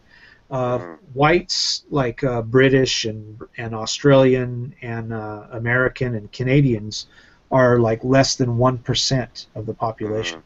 Yeah. There's only, in the entire country, there's like less than 140,000 foreigners here. And like I say, 70% of those are Chinese and Vietnamese and Korean and Filipino and stuff like that. You know, So so obviously they can't blame the white devil men there, so they have to blame no, the yellow-skinned Japanese. yeah, that's what they have going on here. Is the most of the problems they think that the country has is from uh, Japanese men, and they try to say that Japanese men aren't uh, don't work hard enough, don't give them enough money, things like this. They think that it's really men that are causing the issue. The only way those Well, men could give them more money is if they worked round the fucking clock every goddamn day of the week, and that's just impossible. Which is why every week in Japan we have 2 or 3 people in the country that die at the desk. Mm-hmm. There's men that literally work here sometimes 4 or 5 days in a row with no sleep and no eat. Sure sounds like the moral of the story is it hasn't been a better time to go ghost than now. Yeah, exactly. Or go herbivore or something, because I mean, shit, these. I mean, that's well, the biggest issue in America. I don't think it's the same in Japan. I could be wrong, but you can kind of correct me as I go. But like over here in America, women are trying to make it practically illegal for men to fuck anything. Yeah. And that all we're supposed to be for is exactly like in Japan, just to work, give them the money, and shut up and go on with it. And even pickup artists are getting to the point where they're kind of iffy about doing their thing, and it's getting ridiculous. And it's like most of the MGTOW guys, I mean, a lot of them are like really hating on women are evil and this and that. It's like, no, they're not evil, they're just stupid enough to go along with what other women tell them. Yeah. So then you've got like me. I just like got sick of relationships and was like, I need to be all about me. So I went MGTOW, and that was the end of it. I realized that most people are just stupid and dumb enough to go along with stuff, and I just kind of go on and do my thing and enjoy my life. And it's not a matter of that I got butt hurt by enough women to quit. It was just that I ain't got time for this. These women, like I had one girl I was talking to, not really seriously on my end, but once she decided that, why don't you talk to me very much? You got a girlfriend. I know you got a girlfriend. And nothing I said was, I was like, no, I don't have a girlfriend. I don't normally have time for that shit. Yeah. And it's just like this weird. What does your family have to say about it? I know that you have your 2 sisters and your mom and stuff like that. What do they have to say about you not wanting to marry and not wanting to have kids with anybody and just kind of doing your own thing? My mom was the one that I originally had that powwow with to come to the conclusion that, I just don't have time for that shit. Yeah. So my mom was the one who kind of talked me into going MGTOW. Yeah. What do you think about that? Have you heard that really cool Ronda Rousey quote? Which one? She talked about her mom told her not to be a do-nothing bitch when she was a kid. I heard about that. Yeah, it was pretty cool. She said her mom told her when she was a kid the reason why she works out so hard and why she works so hard to be good at what she does is because she doesn't want to be a do-nothing bitch. And I bet there was feminists everywhere that their heads exploded when she said that. Oh, there was one. There was one on that several people did responses to, and I was heavily entertained by it. You know, this girl that's got her hair dyed Miss Piggy Pink, you know, talking about the do nothing bitch thing, and she was being all kinds of passive aggressive about her disapproval of it, and I was just laughing. Yeah, I love to listen to him talk. You know, I'm actually a subscriber to quite a few of them, and I just get on their page and it gives me lots of fodder. You know, I can make videos for months on listening to a feminist video. You know. Do you what's your Japanese name? Is it Shi-Nu? Shi-Nu, yeah. Shi-Nu, okay. Yeah. Do you know of a guy named Benjamin Fulford? No. Okay, he lives in Japan, and he's all into what do you want to say? Like, he said his father was a ambassador in Canada, and then he moved to Japan, and now he's involved with like Japanese mafia or something, like the what do they call them? The Yakuza. Yakuza, yeah. So he's like into conspiracies and things like that. So yeah, I thought maybe you'd know of him, but yeah, he lives in Japan. I don't know where in Japan, but yeah.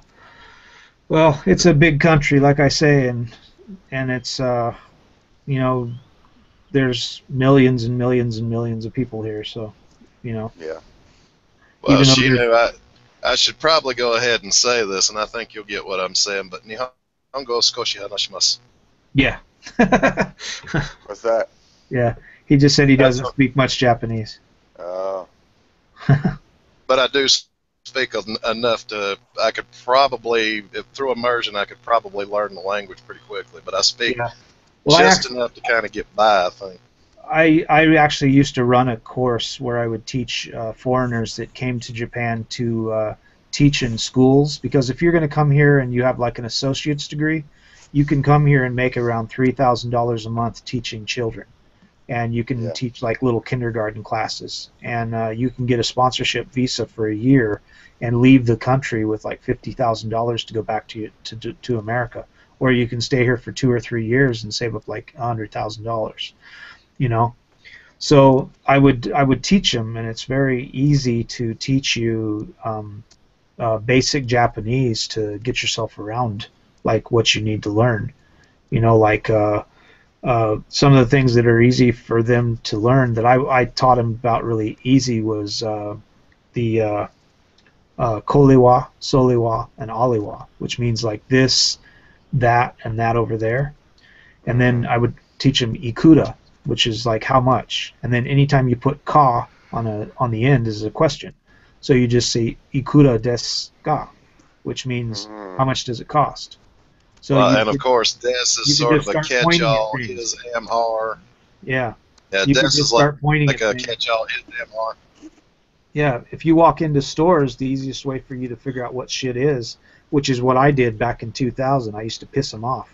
I'd walk into a store, and I'd just point at something. I'd go, "Korewa ikura desu ka?" which means this here, how much does it cost? And they would tell you. And then I would point at something else, and I'd go, "Korewa ikura desu ka?" And then if you say "nani desu ka?" that means what is this? So you'd say, "Korewa nani desu ka?" and they'd tell you what it is, and then you just start doing that, and pretty soon they kick you out of the store after about 10 minutes of that, you know. But you get like a free Japanese lesson, and basically you can learn some basic sentences in Japanese, and then once you learn some words, you can pull it out and put in like one other word. Like if you walk into a store and you're looking for an apple, you say lingo, you know. So you can very quickly learn a small sentence, a bunch of sentences that you understand, and that most of the times when you say these things to a person, they'll say the same kind of answer back to you. So you'll kind of quickly learn, you'll know what they're talking about. And you can go into a store and ask them, where do I find this? And they'll tell you, you know, go over there or something in Japanese, and you'll know what they're talking about, you know. Because you'll learn like left and right in Japanese is migi and hidari. So you'll start to learn which one that is. And then you'll be able to, when they say you go, you know, that way and then go migi, you know, so you'll know what they're talking about. And it comes very quickly. It took me 1 year to learn Japanese, you know. Well, And the funniest thing to me is once I actually started, I took Japanese language lessons when I was in my late teens, early 20s, and, you know, I'd always heard the jokes about, you know, people making jokes about, oh, you want some fried rice? And I'm like, yeah, I never quite understood it. And then when I actually took Japanese language lessons, I realized that the reason for that was they don't have really a specified R sound or L sound in the language. It's sort of a combination of the two. well, we don't have And that's R at why all. they, We don't yeah, have well, R. yeah, We have our R and is that, pronounced as an L, and we actually don't have an L. You know. yeah, exactly. That was what fascinated me about the languages. That's where the joke comes from. You know, Yeah. people making jokes about, you know, fried rice and shit like that, and it's like, well, they don't really, you know, the sounds are like more or less interchangeable, and Yeah. that's why, you Well, know, because they, you know, like you said, they don't really have the L, and the R sounds like an L, so that's why it's like almost interchangeable. Well, that's why we laugh a lot when we hear some of the people in America say things like "sake," you know, because that's actually not a Japanese word, you know. Because if you look at the way Japanese works is we have vowels, and our vowels here are a, I, U, e, o, you know. So after that, everything has a vowel. So the next thing is K, which is kaki kuke ko. And then sasi suse so, nani nu ne no, mami mu me mo. So when you put these words together, they always will have a vowel. And typically what you'll end up with is an O at the end. You'll always have something at the end, which is why we have no hard consonants here. So it's very hard for Japanese people to say something with a hard consonant. So like start, we don't have start, we have starto. Yeah, So they put in a Korea, toe at the end of it. Oh, Yeah. So that's why in you'll always Korea, hear them say starto, you know, and things like that. And I used to do in my English classes when I used to teach people, I would draw a picture of a toe and I would put a star on it. I'd say that's what that means when you say that in English to Americans. If you said star toe, that's what that would mean, you know. And then they don't say V. They it's really hard for them to understand here the difference between B and V. So they say violin, you know, and they say instead of saying V, they say buoy. So I had the hardest time when I teach students here, convincing them and making them understand what a buoy is, what the difference between V and a buoy is. So I would have to draw a picture of the ocean and a buoy, or I'd Yeah. have to get on the internet and I'd have to show them this is what a buoy is, and I'd have to write out what it sounds like because they can't even hear that because they don't speak English, so they don't Yeah. understand why when I say V it doesn't sound the What same as the sensei's because he's saying V and I'm saying V, you know, so it sounds the same to me, but I'm like, no, when I you're was in saying Korea, buoy, you're saying yeah, buoy, and I'm saying V. It's completely they different. would in Korea they would say Walmart, or we would say Walmart, and the taxi car driver would say Walmart. Yeah. They have the same thing here. They say Makudo, you know, and Makudo is McDonald's, you know. Yeah. So yeah, that, but that's what always kind of fascinated me about foreign languages, because there was an older guy from Mexico who worked for my dad's appliance shop, and one of the complaints that he had a lot, you know, because we would kind of do like a conversational. He would like point at something, and I would say the word, and then he would try to say it back.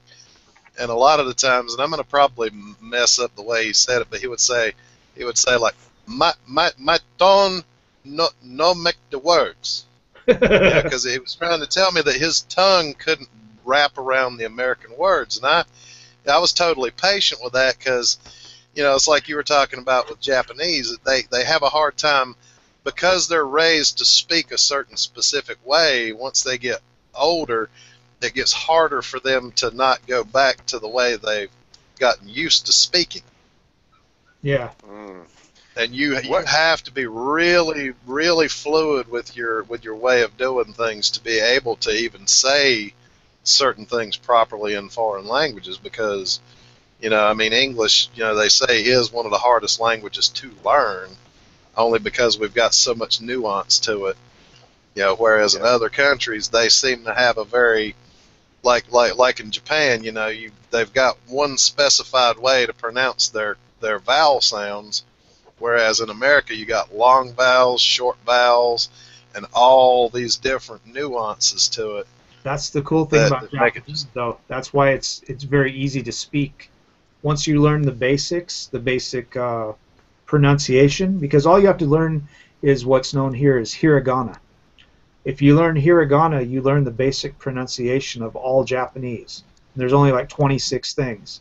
Once you learn that, everything else is learning. It's very hard to learn the 100,000 kanji. Kanji is the hardest thing to learn. But you can learn how to read it and write it very easily, and to speak it. You know, if you learn how to do it in katakana and hiragana and romanji, it's very easy to write. But once you start adding in kanji, that's where it becomes difficult. But a lot of foreigners, within the first year or two of being in Japan, you can learn how to speak it and you can learn how to write it very easily. You know. Oh well, yeah. I mean, just even taking the basic languages, I've heard people, you know, like I've talked to people and they're like, "What about that dude Shi-Nu Asami?" And I'm like, "Oh, you mean Shi-Nu Asami?" Yeah. And they're just looking at me. They're just kind of looking at me funny, and I'm like, "No, it's a Japanese pronunciation. You know, all their vowels have one specified pronunciation. So once you know that, you know, and you see, oh well, you know, this is a Japanese word. It's pronounced like this. You know, so you kind of already know that. But a lot of people, you know, they're still going by the English, you know, long vowels, short vowels, and all that, and so it's harder for them to, you know, unless you give them like sort of the basic rundown of, wow, the vowels are pronounced like this in Japan, so as long as you keep that in mind, you're good. Yeah. Well, let me see if I can get you to see this. I don't know if I can. Yeah, it's kind of hard to make out. Let's see. Oh yeah, karaoke, karate, sake. Yeah, these are some of the words that most people make mistakes with. Like, I'm from Kobe, and there's a lot of people that have came here in the military, and they'll say Kobe, like Kobe beef, you know. Yes. And they don't understand that be isn't pronounced b, it's be, you know, because b is bi, you know, Kobe. So the same thing with I'll tell you the story of karaoke. People call it karaoke, but there's no such thing as that word. It doesn't exist. But karaoke was something. A lot of people didn't have TVs, and they didn't have a lot of entertainment back in the 50s after the war. So they came up with this thing where people who made music, songs that were popular of the day, they would have these guys that would get on stage with a accordion and like a band, and they would play music, and you had to sing the song and get all the words right. And if you didn't, you lost. So it was kind of like a game, and that's why they call it. In Japan, we have another word that I'll teach you is kata, which is like kore, sole, and ale. It's like we say kore kara, which is like this here, you know. So kara, okay, means like, is this all right, you know. So basically that's what the game is. It's like, am I doing it right? So that's why it means karaoke, you know. So when you say karaoke, a lot of Japanese people will be like, I don't know what he's talking about. What's he saying? You know, it doesn't mean anything in Japanese because it's supposed to be karaoke. You know, the same with sake. You know, a lot of people in America say sake, but that's actually not a word in Japanese. It's sake. You know, so, you know, and like karate, you know, things like that. Those aren't words in Japanese either. It's karate, which is kore kara, and then te is your hand.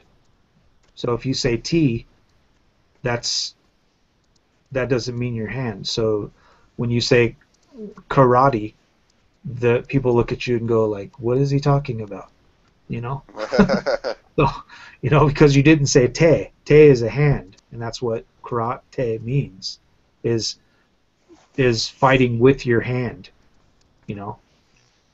So, yeah. So there's a lot of funny things like that I find when I talk to people that are foreigners, and you have to explain to them. I have to do the same thing though when I talk to, like I say, with Japanese people, when you teach them English, and you're trying to teach them. They don't understand in Japanese why their pronunciation is so important, and I'll have to explain to them why it's so important. That if they pronounce things right, they'll be understood, and if they don't, then they won't. You know, and you have to understand the same thing with you know, with Japanese, because they'll think that automatically you don't know how to speak Japanese if you start speaking that way, and they will say things behind your back like baka gaijin, which means stupid foreigner.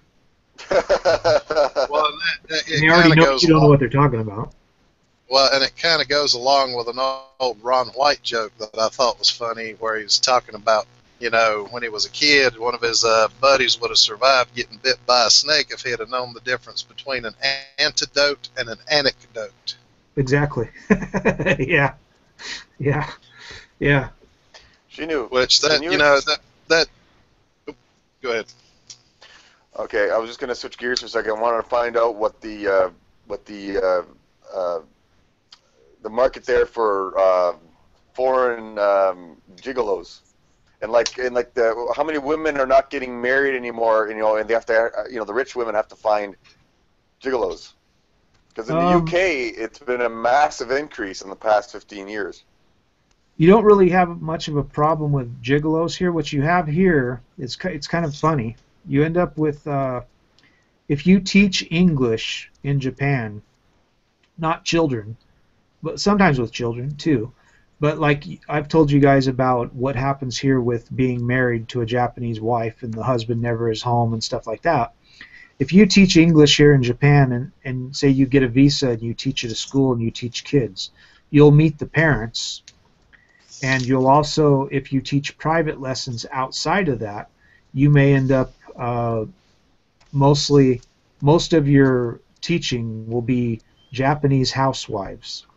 And what will end up happening is you may have 5 or 6 Japanese housewives that hit on you and try to sleep with you, you know, and you can become kind of a gigolo, but you're being paid to teach English, and in many cases these women don't really want to learn English, they just want a gaijin boyfriend, you know. Fucking right, man. Yeah, so you might be able to get paid, you know, $50 an hour to teach an hour-long class, and the whole time in the class you're just fucking the student, you know. Yeah, I've seen enough hentai manga to know exactly what he's talking about. It's very common. It's very common here. Yeah? Yep, it's very common. I'm thinking about doing that because I was in Korea already, and you know, if my plan doesn't work out, my other plan, move down south, man. I'm thinking about Japan. I'm like, okay, I have a degree. Why not just come to Japan? I don't know how competitive the job market is. You know, obviously I can't get a citizenship there. You can actually if you stay here for a little while, but there's a. I was gonna put it. Maybe I'll put it in the description. There's a website called gaijinpot.com, and gaijinpot.com is actually a place where you can get hired and get visa sponsorship if you have a degree, and you can get a visa sponsorship and get sent over here. Most of the places have their own apartment complex. They have their own stuff, so you're basically just getting on a plane flight, coming over here, and then getting like a job immediately. You'll come over here, and within a week of coming here, you'll start working, and then you can also, once you start making money, you don't actually have to pay rent. They pay the rent for you. So you're just working, and you just have to spend your money on food. But I mean, could you do that your whole life there? You'll get your job, and you'll save money in the bank. and then after a year, you can renew it. If they like you, they'll renew it, and if they don't, if you don't like it, you can move to someplace else. You know, damn it. So they kind of own your butt for the contract, don't they? For the year, but when you start making money, you can actually rent out many small little rooms in Japan to go and start teaching private lessons outside of school. Because usually what will happen is you won't have that many classes. Like say you get hired to teach at a high school, you know, or even at a grade school, and you teach like a couple classes. You might teach like 3 classes a day, and you might get paid, like I say, about $2,500 to $3,000 a month from that. Well, you can use that money because you're not actually paying rent and utilities or anything like that. You can use that money to open up another school, and if you do that, you can make an extra $5,000 to $6,000 a month on top of that, which will allow you, like I say, to save enough money to, like, if you did come back to the U.S., you could very easily have a really nice life once you come back, you know. But this website, I'm trying to get to it right now because I'm online on the live hangout. It's slow, so. So I'm trying to the point I'm trying to put across is that, you know, the guys might be watching or who might watch in the future. They, you know, you don't have to stay in the U.S. I mean, if you have the gumption, you can move to another country, right? So, you know. Yeah, that's the thing. Like me, that's what I did. I got out of college. I actually graduated with my PhD in December, and I graduated December 9th. Yeah, I graduated December 19th, and by January 16th, I was already in Japan.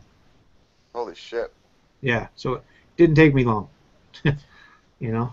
So you think a guy like me with a, you know, like a degree could easily make a living there? Oh yeah, yeah. Yeah, it's a tough decision, man. My plan is to move to Central America, but you know, Japan might be a better option. Who knows, man? if I could, you know, it depends. Ugh. Yeah. Yeah, you get to screw Japanese housewives while their husbands are at work, which is like all the time. Yeah, exactly. And the thing is like she's cheating on her husband, but technically, like I've told you guys, the husband probably hasn't slept with her in a year. You know, the husbands in Japan will be lucky if they can have sex with their wife 2 or 3 times a year. Holy shit. Now, is there any sort of like prostitution culture where the guys know they're not going to get it with their wives, so they just, you know, go to a brothel or something just to blow off steam? That's what a lot of the foreigner culture is. Like I was telling you guys, most of the foreigners that are here, like you know, 65% of them are from China and Philippines and everything. We have these hostess clubs in Japan and massage parlors and stuff like that. And most of those are these women are actually very kind of smart. They come from China, and they will actually they'll be able to speak English, they'll be able to speak Japanese, and they speak Chinese or Filipino or whatever. So they're actually multi-languaged, you know. They can actually speak sometimes even more than that. Some of them will speak French and other languages like Spanish and all kinds of stuff. So they're actually, that's what's really funny about women, is like they may actually be pretty smart, but they're not smart enough to realize that they can get a job doing something, you know, pretty cool. So they'll go and you'll notice right away when they talk about misogyny and all this kind of stuff. If a woman goes to a foreign country, the first thing they think of doing is sex work. You know, which is kind of really hilarious. You know. You know, that's like the first thing they think of doing is sex work. You know, so it tells you right away that they don't think misogyny is that big of a deal. Mm-hmm. You know. Well, and that's the funny thing. I've actually gotten into those conversations where I'd say, okay, if you want to know true female privilege, let me ask you this. If me and you were both homeless and you wanted some money, what could you do? You could go suck a dick and make 20 to 30 bucks. What could I do? Exactly. I can't suck a dick for 20 to 30 bucks. Exactly. No. You know, the only thing men can do when they're homeless is like beg for money, and women can have sex. You know. Well, that's why the homeless problem in the United States isn't much of a problem for women. It's mostly men. Exactly. The only women who really suffer from the homeless problem are the ones that just are fucked up to beyond, a certain degree. Yep. Let's see. I put in the chat the gaijin pot, and then this is something that's really popular for Japan as well. We have a thing here called I think that was it. Was that the same thing? It's gaijin pot. Actually, make sure to put those links in the description for anybody that's just listening. Yeah. The other thing that we have here, we have two things called Kansai Flea Market and Kansai Scene. The Kansai Flea Market and the Kansai Scene are two online websites where you can find companies here in Japan that are looking for people to teach English or French or Spanish or all kinds of different languages, and they will hire you. Like I say, what they do is they hire you, they pay for your plane ticket, they pay for your bus ride into wherever they're at, they give you usually like a bicycle, a train pass, everything like that, so that you're kind of completely paid for. And once you start getting paid, the only thing you actually have to pay for is like food, and like kerosene. If you have like a kerosene heater like I do, you have to pay for kerosene, you have to pay for food, so your monthly bill... They don't have age discrimination there? Not for teachers, no. Oh, okay. Yeah, there's guys... I know they do in Korea. Yeah.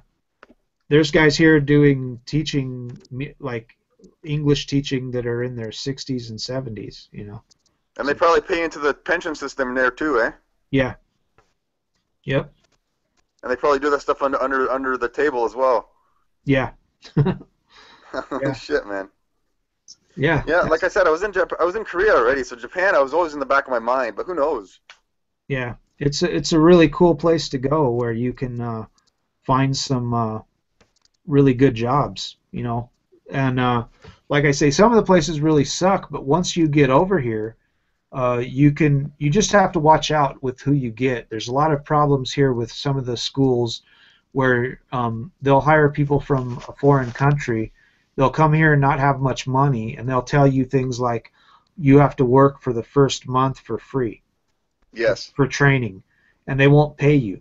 So they'll get you like that. That's a way I've talked about in other places where they want to get you over here, get you stuck where you don't have any money, you don't have any way to leave, and they kind of get you into like a slave thing where you're stuck here with no money, you're working for them, they're training you, and they're telling you that you have to pay them in some cases. They're saying like the money that you're supposed to be getting paid, you're not able to get paid. And you're actually having to take the money that you're supposed to be getting paid, and you're having to give that to them for the training. So they're since you already have a place to stay and a place to live, they give you barely enough money. They might give you like $100 a week or something like that to live on for food. So they'll say, we're giving you money to eat, and you don't need any more money than that, and we're training you, so you're paying us to train them. So they may, like I say, they may train you for a month or even two, so you may lose $5,000, and they may only give you, $100 a week. So you may get $400 of what you should have been paid, which might have been $2,500. You know? Yeah, I've heard of scams like that being run. They're run everywhere, pretty much. Yeah. So you just got to watch out about that. But it's very easy once you get here that if that does end up happening to you, you can jump to another school. And it's a really good idea to, if you come over here and you get sponsorship, try to get more than one job, you know, so that you're not working for one school, you're working for 3 or 4. And in that case, because you have those other jobs, the jobs that you do have less of a chance of trying to pull that kind of stuff on you because they know you're not tied down to them, you know? Yes. And that you can very easily say, well, I you know, like they'll tell you, like, can you teach a class here, you know, after this one you're teaching now? And you say, sorry, I can't. I got to go over here. I've got another school I've got to go to teach at, you know? And then they start to realize that you're not tied to them. And by doing that, it helps you out a lot. It makes it a lot easier for you. A lot of guys don't do that, and they get into trouble over here because they get one school, you know, and they'll come over here and they'll try to work with only one school, and they get screwed most of the time. It's very hard to find schools that won't use foreigners if that's what you do. Come over here because they know most of them, they got what they call a weeaboo, which is the guys that really like Japanese culture. They like Japanese manga, you know, and all this kind of stuff, and they're really kind of nerdy, game-oriented people, and they want to come over here and they just want to live in Japan and play video games and read manga comics and stuff like that.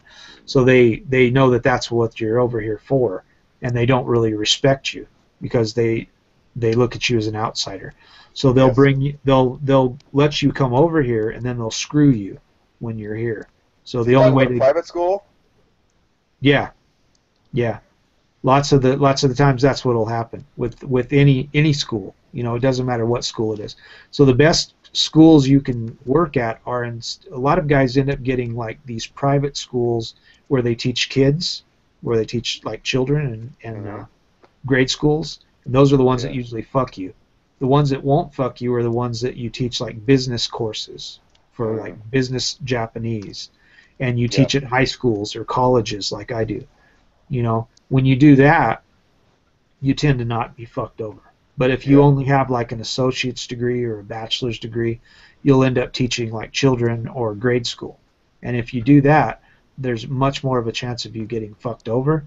But like I say, if you get more than one job, you can do that.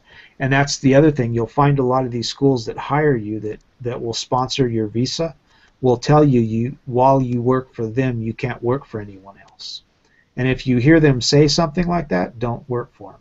Because what they're trying to tell you is when you get here, we're going to fuck you over, and we don't want to give you the option of working for someone else.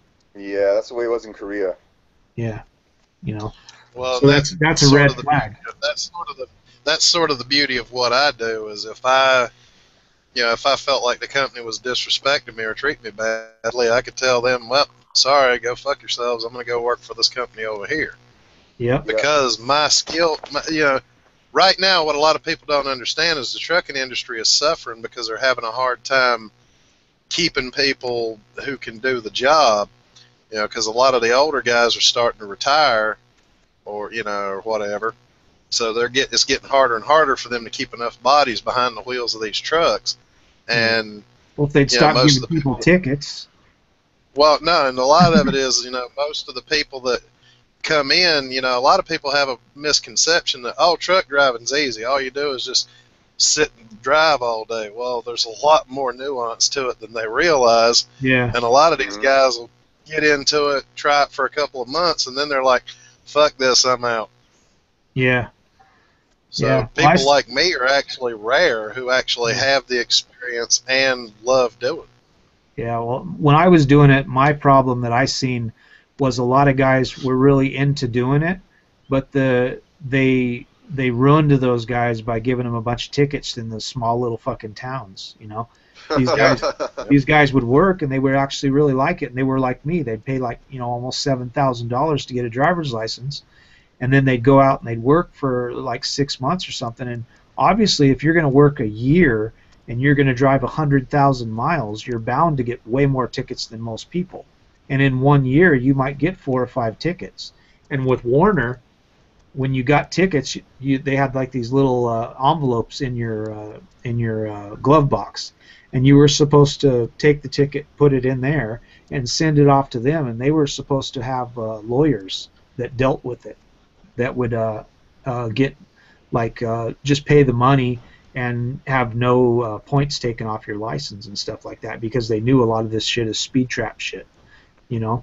So that what would happen was most of the guys that were really interested in doing it lost their license back in the, you know, when I was doing it and before I was doing it, and they were like getting these people to pay states to get their driver's license. So that's really what they wanted.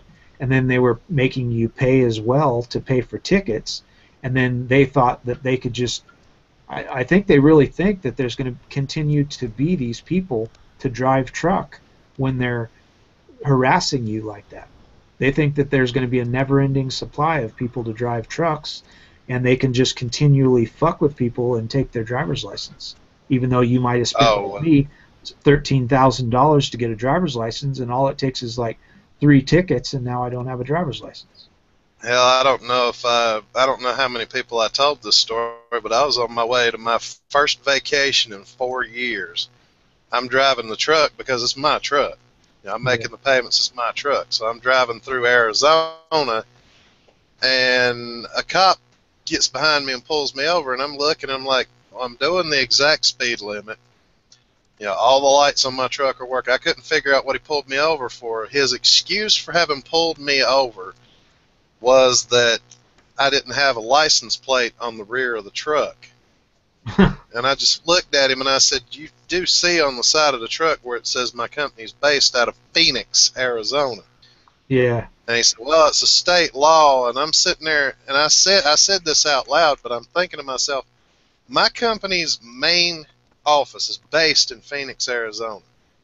Yeah. And this asshole's trying to tell me that the entire safety and compliance branch of my company does not know whether or not it is a state law that we should have a license plate on the front and rear of the vehicle at all times.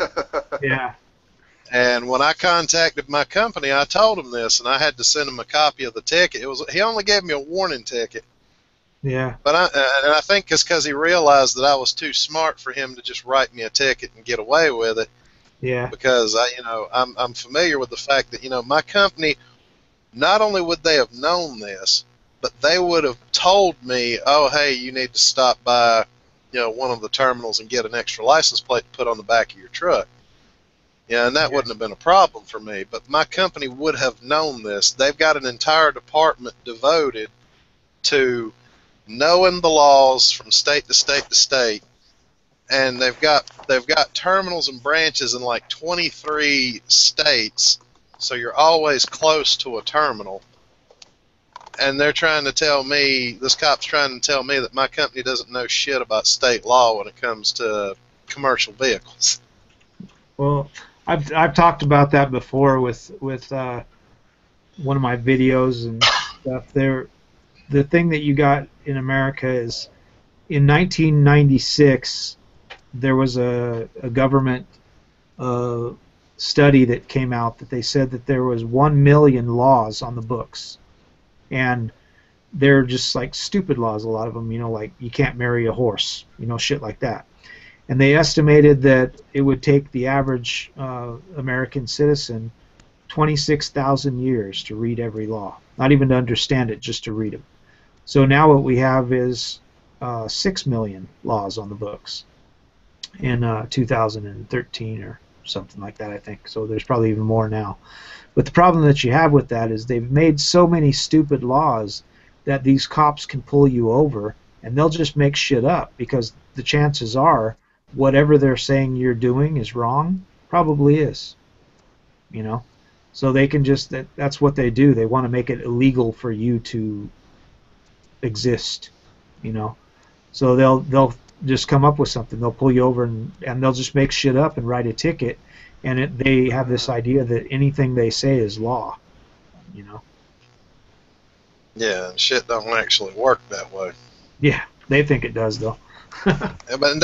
And that's part of the reason why I do my Saturday hangouts, is because a lot of guys, I mean, MGTOW is a great thing, but a lot of guys don't realize that, I mean, there are so many laws on the book that unless you're fucking a paralegal or a law student, you're going to be clueless to at least, 1/10 of the law is probably about as much as you actually realize and understand.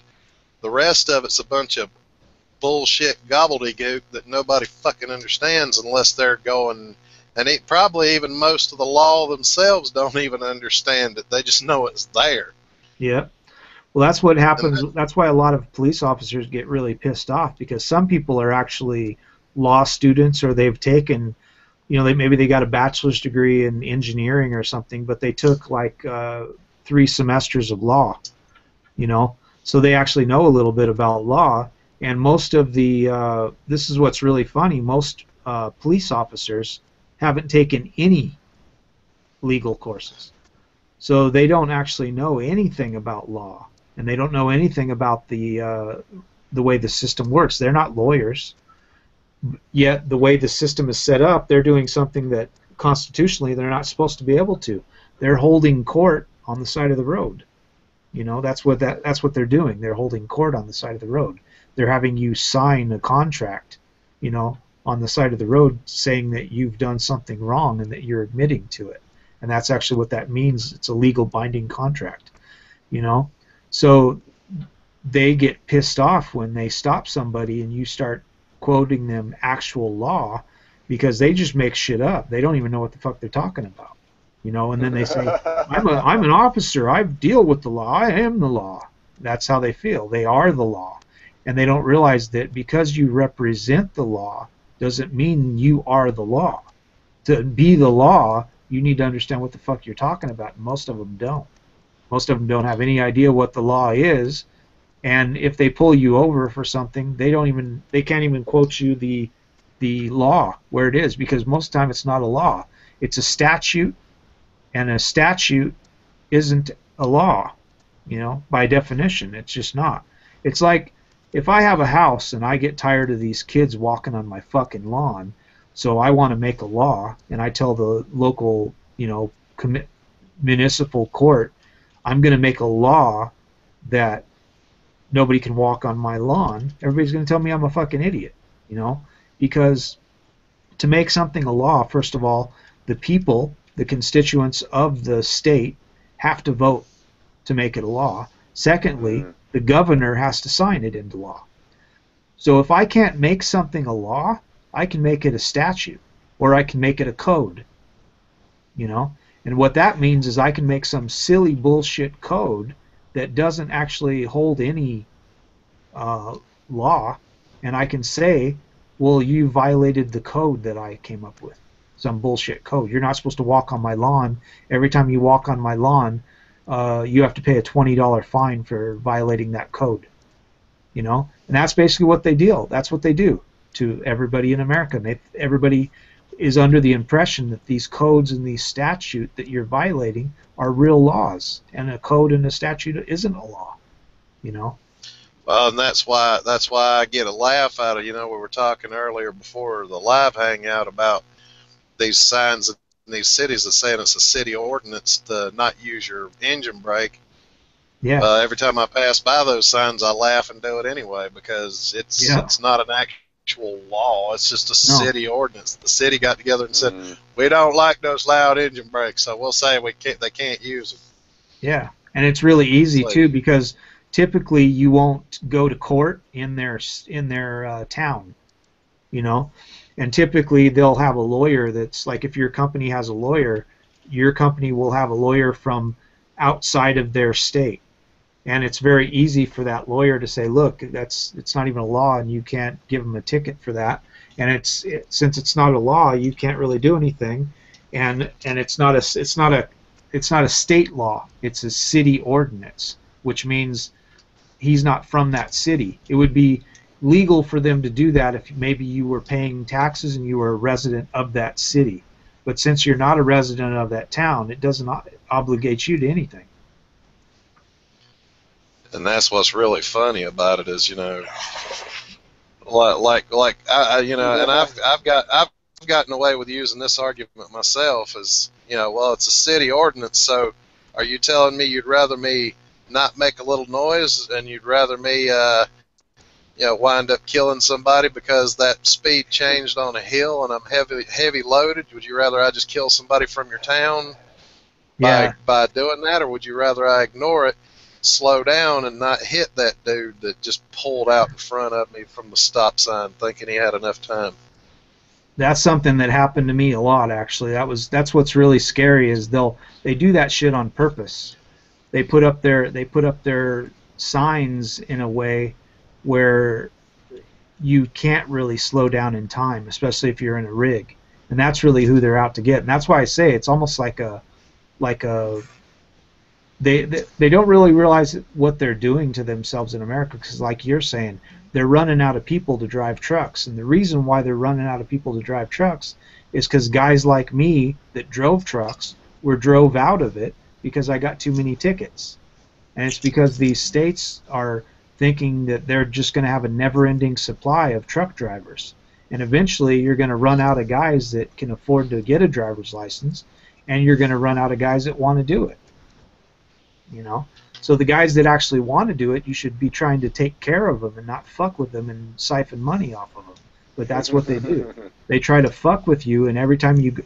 I used to sweat. I'm sure Magnus will know about this. You sweat every time you drive into a fucking port.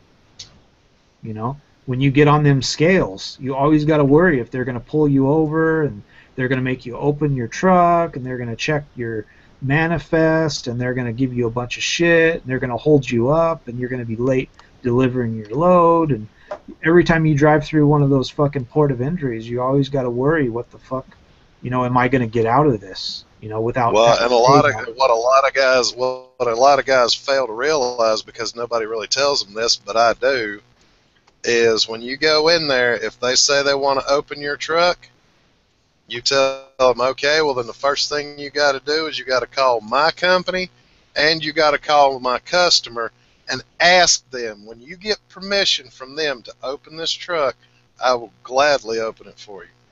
Yeah. A lot of times they'll tell you flat out that only the customer is allowed to pop that seal on your trailer when you get there. Yeah. So I mean, for Warner, I used to haul the TVs and all that shit. When you have those $high loads, they want you to drive straight through, and they don't even want you to stop at like truck stops. You can't even sleep overnight. They'll sit. Well, now the rule is you have to drive at least no less than 200 miles away from the customer before you're allowed to stop. But they'll bolt seal the fuck out of your trailer when something like that's on there. Yeah. And what a lot of guys need to understand is this, and I'm going to say this, and if you're thinking about going into truck driving, keep this in mind. You have power over that load, because the second it is released to your authority, you're responsible for it. Thereby, you have the power to tell people to go fuck themselves with anything in regards to that load. It's on your head. It's your responsibility. You have that authority. That's why a lot of those cops at those fucking depots will try to get you to let them open it, because they don't really care about the load. They'll like pull the shit out, throw it in the rain, and you know, they'll start going through your truck because they want to search through shit. And they do that shit all the time. Like, they'll try to get you to say like you're overweight because your axles are in the wrong position. And then they'll try to say you have to unload like 200 pounds worth of shit out of your truck. And they'll try to get you to throw out TVs or some shit onto the ground at the fucking cop station. You know, shit like that. I had shit like that happen to me where I was just like, fuck you, man. I called my fucking, my thing, and I was like, I'll leave the whole fucking truck here. You can fuck off, you know. I'll just get out and walk off. You can fuck off. I'm not doing that, you know. Well, that's because a lot of people are taught, for some reason, it's like culturally ingrained that you have to do what the authority figures say, not realizing that in a situation like that, you are the authority figure. Yeah. You have the right to tell them to fuck off. Yep. Just like in anything else, even though you're under the Title 42 and you're a Class A CDL driver, you still have agency, and you still have the ability to you are the caretaker of those goods, and you have the right to say no. If you want to check my trailer, you want to do anything like that, you have to get a warrant. You know, you can't just open my truck. This is a private load. I'm hauling goods for a private company, and you need a warrant to get in my truck. You need a warrant to get in anything. You just like your house and your everything. They can't just get in your truck and check it for drugs. You know, and stuff like that's that. one thing that's beautiful about MGTOW to me is learning how to take back your personal agency. Yeah.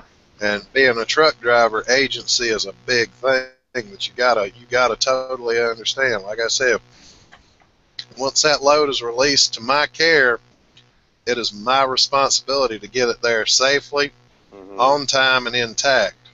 Yep. You know, and if any weather situation comes up, I have the agency to call the company and say, I cannot get there on time. I can get it there intact, and I can get it there safely, but I can't get it there on time. That's the thing. You've got to have the agency to take responsibility for, you know, if I can't meet all the conditions, excuse me, then this is what I can do, and this is what I will do. Yeah, I had the same thing happen to me. I actually fucked up a load of pickles. I had to go pick up a load of pickles from down in where was it, in Florida. I had to go like have my truck washed out, and they put these pallets in my truck, and they didn't use any of the. I had the little deals that you put between your truck. I forget what they're called, like little jacks, you know. That hold those from sliding around inside your truck. So they didn't put any of those in there. Yeah, you're talking about load locks. Yeah, load locks. I didn't have any of those. They didn't. I had them, but they didn't put them in. So they loaded up my truck with these pallets that were like about 4.5 to 5 feet tall, and they were just pallets with cardboard around them, like a thick piece of cardboard that was maybe like a 1/2 inch thick, and it was just like a ring. And then they just dumped it full of like maybe like 5,000 pounds of 5 or 10,000 pounds of cucumbers, you know. And then I was supposed to drive those to Chicago, and I drove from Florida all the way to like Kentucky, and then I was going to take a break, and I'd already been driving for like 13 hours or something like that. And my boss told me, you have to keep driving because it has to be delivered by like 8:30 in the morning or something. And this was like 2 at night, you know, and I'd already been driving since like, you know, 11 in the morning, you know. So I ended up driving straight through, and I was so tired when I got into Chicago. I was driving in rush hour traffic in the morning at like 7 o'clock. Some bitch jumped in front of my truck, and I had to slam on the brakes, and I didn't have any load locks. So like 3 of the pallets... Your entire load shifted. Yeah, 3 of the pallets fell forward. A bunch of the cucumbers broke, you know. And I had to, when I pulled into the dock and they opened up the door, all of them had fallen forward, and they had to hire like these like 3 Mexican guys at like and my company had to pay for it, but it was like $15 or $20 an hour, and it took them like 7 hours or something like that. So I was sitting there at the dock for 7 hours while they unloaded the truck and picked up all of the cucumbers and put them into this this plant that was in Chicago that made pickles, you know. Well, now one thing guys are going to really need to understand is there are 2 words that you can use either together or separately that you can use now in modern day to trump anything your trucking company says to you, and those words are safe and legal. Yeah. What I ended up doing you after use that, one, both, or whatever, but yeah. after that, what I ended up doing is I learned from a few of the older guys what I had to do, because if you get stopped by the police or if I would have ended up going through one of the port of entries and got stopped, I would have been fucked. But what I ended up having, these old guys told me to do is I stopped at a truck stop and I got one of those recording devices so that I could put it on my cell phone and record when my dispatcher told me to go over an hours, because then I could be pulled over by a police officer and I could play back what my dispatcher told me to do, and then it's not my fault. I had to do it because I was instructed to do it. I was told to do it, and it said on the tape why I was supposed to do it, that the load had to be delivered by such and such a time. And then you make sure when you're talking to them, telling them like, I started driving this load at 10 o'clock this morning. You didn't give me enough time to make the load and to get it there in time. Why did you do that? And now you're asking me to drive over in my hours to make it there because you made a mistake on how long it would take to get the load there. And you make sure you say shit like that so that it's on tape, and then when they say, yeah, I'm sorry, but you got to make that load there, you got to get it there, so just keep driving. And then as soon as you get pulled over, you play that shit back, and they call your company and tell them, what the fuck, dude? And then they get the fucking fine, not you. You know? So that was the first thing I did. That was and plus, too... Huh? How is the trucking industry in Japan? It's completely different. They don't have shit like that here. People just drive and drive and drive. There's guys that fall asleep on the road all the time because for them it's about making money, and you get paid just the same. You know, Magnus will know about this. You get paid to drive. You don't get paid to sit. You know. Yeah. So the more you're driving, the more money you're making, and that's how they are here in Japan too. As long as you're driving, over here you're paid by the mile. So you know. With my company, you start out at about 37 cents a mile, and the maximum speed on the company trucks is 62. So you can do some simple math, 62 times 0.37, and you have an idea roughly what you're making per hour. Yeah. But that's ideal conditions. I will warn you, that's ideal conditions. If you can do, I'll do it right quick. 62 times 0.37 is ideally you're making $22.94 an hour. Yeah. Wow. So yeah, I mean, but with me, you can drive up to it's 13 hours a day still, right? Well, no, it's a 14-hour day, but Okay. that's 11 hours of drive time and 3 hours on top of that for, like your mandatory half-hour break, loading, unloading, and fueling. So that's 3 hours to do, work and odds and ends, and 11 hours worth of drive time. And you may or may not do the whole day's shift, depending on where you are. Yeah, what you have to deliver. Yep. Yeah. Well, that was the nice thing about owning my own truck. I wanted to own my own truck. I never did, but I remember like being able to pull into the pilot truck stops and seeing the screen that's up there in the waiting area where you can find a load, and you could just get loads and go pick them up and deliver them and make money. It's pretty cool. I don't know if they still do that. But that's how they used to have it. Well, now I think there's like phone apps that kind of superseded that at this point. But now all your major companies, and I think they're trying to even make this for smaller companies too, is where you have electronic logs. So there's no way you can do it illegally unless you just hardcore fuck it up. Yeah, well, that's the cool thing. When I was the first company that ever did that was Warner, and they were doing that through Qualcomm. And then I heard around the time that I got that I had to quit working because I lost my driver's license, they said Swift was picking it up too. But I would imagine that was, like I say, that was in October or November of 2004. So I would say by now it's been 11 years since then. I'm surprised every company doesn't have that, because the cool thing about that system was, if you forget to log out, there was all these different numbers and buttons you had to push to, like, say, like, I stopped for gas and I stopped to take a shower, and you just had these little things you'd put in, and it'd automatically mark it. So if you get in your, like, say you stop, you can go back later on and put that you just stopped for gas. But it will automatically, like, if you stop for more than 5 minutes, your truck, it will automatically log you out. And then if you start driving within 3 minutes of you starting to drive, it would log you back in and say that you're driving. And it would Well, even now keep track of where you're at. You know, it would say on the one that I've got, Omnitrac's bought out Qualcomm, but they still call it the Qualcomm. But you know, you have to be on duty, off duty, or whatever for 5 minutes before it'll register. Like if you go on duty for 4 minutes and then change it to off duty, it shows that 4 minutes has been off duty instead of on duty. So there's a lot of nuance to it that you have to learn. But yeah.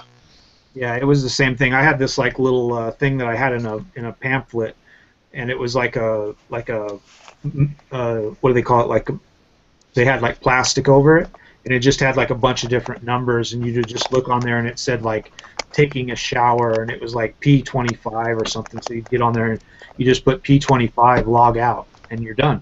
And that's what was really cool. Now it's all touch screen, and it's like you can slide it up and have a little keyboard, and it's got a web browser and all kinds of shit on it. I mean, I've been in the trucking industry for at least 10 years, and the changes that I've seen happening are just like, wow. You know, because I remember, you know, I didn't have navigation back then. I had to write down the directions. Me too. And just go the ways that I knew. I had to go the ways that I knew to go. Yeah, I had to decide where, you know, and all they would tell me is, well, you're going to fuel here and here. And then I would have to make my route based on where I was fueling. So, yeah, it was. I would have to ask on the It was a lot tougher back then. I'd have to ask my dispatcher. I'd be like, so where am I going to deliver to, and what am I picking up? And they would tell me. I would go pick it up, and then while I was sitting there picking up, I had a folder or like a manila envelope type thing, and I would have to write down what it was, where I was going, and then I'd have to get out my map, and I'd have to write down, like, what streets I'm taking, and that was how you had to do it. And then if I got lost, I would have to get on the Qualcomm, and I'd have to say, like, I'm here. And they know from, like, your truck, they can tell, you know, where you're at within, like, 5 feet. So I would say, I'm here, where do I go to get to this place? I'm lost. And they would tell you, like, you know, oh, you need to, you know, get on this highway, and I'd write all that down. And it was a bitch, man. Now that they got, like, fucking iPads and fucking iPhones and shit, you know, it would be a whole different system now. I would have had a really easy time. So tell us more about They got built-in GPS navigation on the Qualcomms now, and it's all touchscreen. You just put the address in for where you're going, and it'll bring it up, and you just take off and just follow the GPS. Yeah. So Shi-Nu, how did you end up in Japan, going off from the U.S. to Japan? I went to college in '97 for music and psychology. And just like happens to everyone else, I was about 26 or 25. I think I was 25. I met my Japanese wife, and she convinced me to quit college. I started driving truck. I had a Why did you quit? How did she convince you to do that? She got pregnant. Holy shit, man. And I needed the pussy game was strong with that one. Yeah. Oh, yeah. She was 31 and I was 25. She was older. Holy shit, man. She robbed the cradle. Yep. So she convinced me to stop going to college and start to work. and so I got out of college, and I ended up paying $5,500 instead of paying for college. I paid for a trucking driver's license. So I drove truck for about a year and a half, and when my son turned 1 year old, I it was about a week later we flew to Japan. So to do what?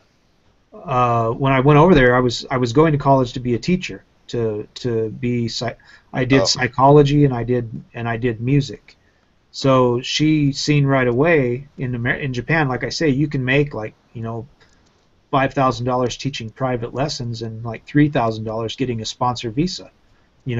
So you could teach English in Japan and you could make like $8,000 a month. And since she's seen that I was going to college to do that, and I was also wanting to be a like a therapist for music therapy, for doing like mentally handicapped children. So she's seen I was like a really nice guy. I wanted to teach, so she's seen a money ticket, and she's seen like I could bring this guy back to Japan, and he'll like teaching, and he's a really nice guy that I can use, because she'd already been a nurse for like 12 years at the time, and so now she's still a nurse, and she was a subhead nurse once we moved back to Japan. But I moved back to Japan and I ended up being a teacher, and I did that for about 6 months. Got tired of it, and then I started exporting cars. In Japan? Yeah, I exported cars to New Zealand and Australia. Wow. So how long was it into your relationship before the pooty poo dried up? I came back to Japan in July of 2000, and by the 2001, by the summer or fall, I would say we were having sex maybe once every 3 to 6 months. So it was within a 2-year period. She went from me love you long time to what are you doing? Get that thing away from me. Yep. Yeah. Every time I even put it close to her, she was like, I don't want to get pregnant and blah, blah, blah, all this kind of shit. And she wouldn't take birth control. She didn't want to take birth control. So that's kind of how she got me to stay away from her. Like, she just every time I would act like I wanted to have sex with her, she'd be like, oh, I don't want to get pregnant. I don't want to get pregnant. Oh my God. Yeah, well, and that's when guys have to learn that you got to look her dead in the face and say, well, that ain't gonna suck itself. Yep. Yeah. She's just she didn't understand what was going on. So I've been studying the problem. I've been studying the Japanese economy up. Go ahead. No, I was going to say, I think that's the problem most women have, is they think that if they give you a little bit for a little while, then they've pretty much got you permanently. And it's like, yeah, no, a lot of guys aren't putting up with that shit anymore. Oh, no way, man. Yeah. I've already experienced it. So, I've been studying the Japanese economy off and on for years. I mean, it seems like it's a mess over there. Like, everything's pretty expensive. Yeah, it's not bad. It just depends. The thing is, what city you go to, right? Yeah, everything's expensive if you don't know what you're doing. I mean, you can come here and you can live for like 1/3 the price of America if you know what you're doing. If you don't, you'll come over here and spend 10 times what you'd spend in America. Yeah, because I'm thinking about something like that. I was thinking about South Central America, but maybe it would make more sense to go in a place like Japan, earn a bunch of money, and then maybe retire down there. Yeah, that's what I'm saying. It would be. Jesus Christ, man! There's so many different combinations. Yeah, it's really easy for people to, like Magnus. You could easily come to Japan, teach like English for, a year, and then go back to America and buy like $100,000 truck and be an over-the-road trucker and have your own truck, And it's something like that. Like if you worked here for 2 years teaching English, you could go back to America and you could buy a house, you could start a company, you might have, $150,000 saved up. It depends on how hard of a worker you are. If you want to work for, say, like a English school, and then you want to teach private lessons on the side, and then you teach more private lessons besides that, because some guys will be here for 6 months or a year and they learn pretty decent Japanese, and then they start doing stuff like translation, where they translate Japanese to English and English to Japanese, or they teach business classes. If you teach business classes, some of those guys pay $70 to $90 per hour. Wow. You know, Damn. so you can end up making, you know, $10,000-$12,000 a month if you're a fucking hard worker. Don't they wonder where? I mean, don't they wonder where that money's coming from in the bank if you're earning it under the table? No, that's not something they care about here. They know there's like so much corrupt bullshit going on over here. They don't even care about any of that. So, It's hard to believe, man. Yeah, so well, maybe you're right, but you just throw them, and the money goes direct. They don't hand you cash here in Japan. It gets transferred from bank to bank. So like your company will pay you here in Japan, and they transfer the money from their bank to your bank. So a lot of times you'll just go to your bank and you'll be teaching classes, and that's what's cool. You don't even think about it. You just get money, you know. But I mean, how does somebody pay you under the table then? Then they'll pay you cash. Oh, okay. Yeah. It sounds like it sounds to me like the way it could work, you could just stay single permanently doing that, and just, you know, get a little bit off the horny housewives, you know, doing that kind of shit. Yeah. I got snipped 3 years ago, man. I'm wasting my time here. I gotta go use this tool I got between my legs, man. Yeah. That's what I'm saying. A lot of guys don't realize you can get a visa to teach here in Japan and not even you can have a high school education. What they want is somebody that is a native English speaker. Yeah. You know, that's mainly what they want. Now, if you have a college education, even more better. But you can get on these websites that I put up there, the Gaijin Pot and Kansai Flea Market and Kansai Scene, and you can find companies that want to hire you to come to Japan for 1 year and give you a visa. And while you're here, if you're really smart, you learn Japanese. If you study really hard and you learn some Japanese, you might be able to stay here for 2 or 3 years and just bounce around to different schools. You know, like say if you get hired and you live in, say, Kyoto, you could live in Kyoto for a year, and then after you get done with Kyoto, you could transfer to a school and get sponsored visa and move to Tokyo. And then you could transfer from Tokyo and move to Okinawa.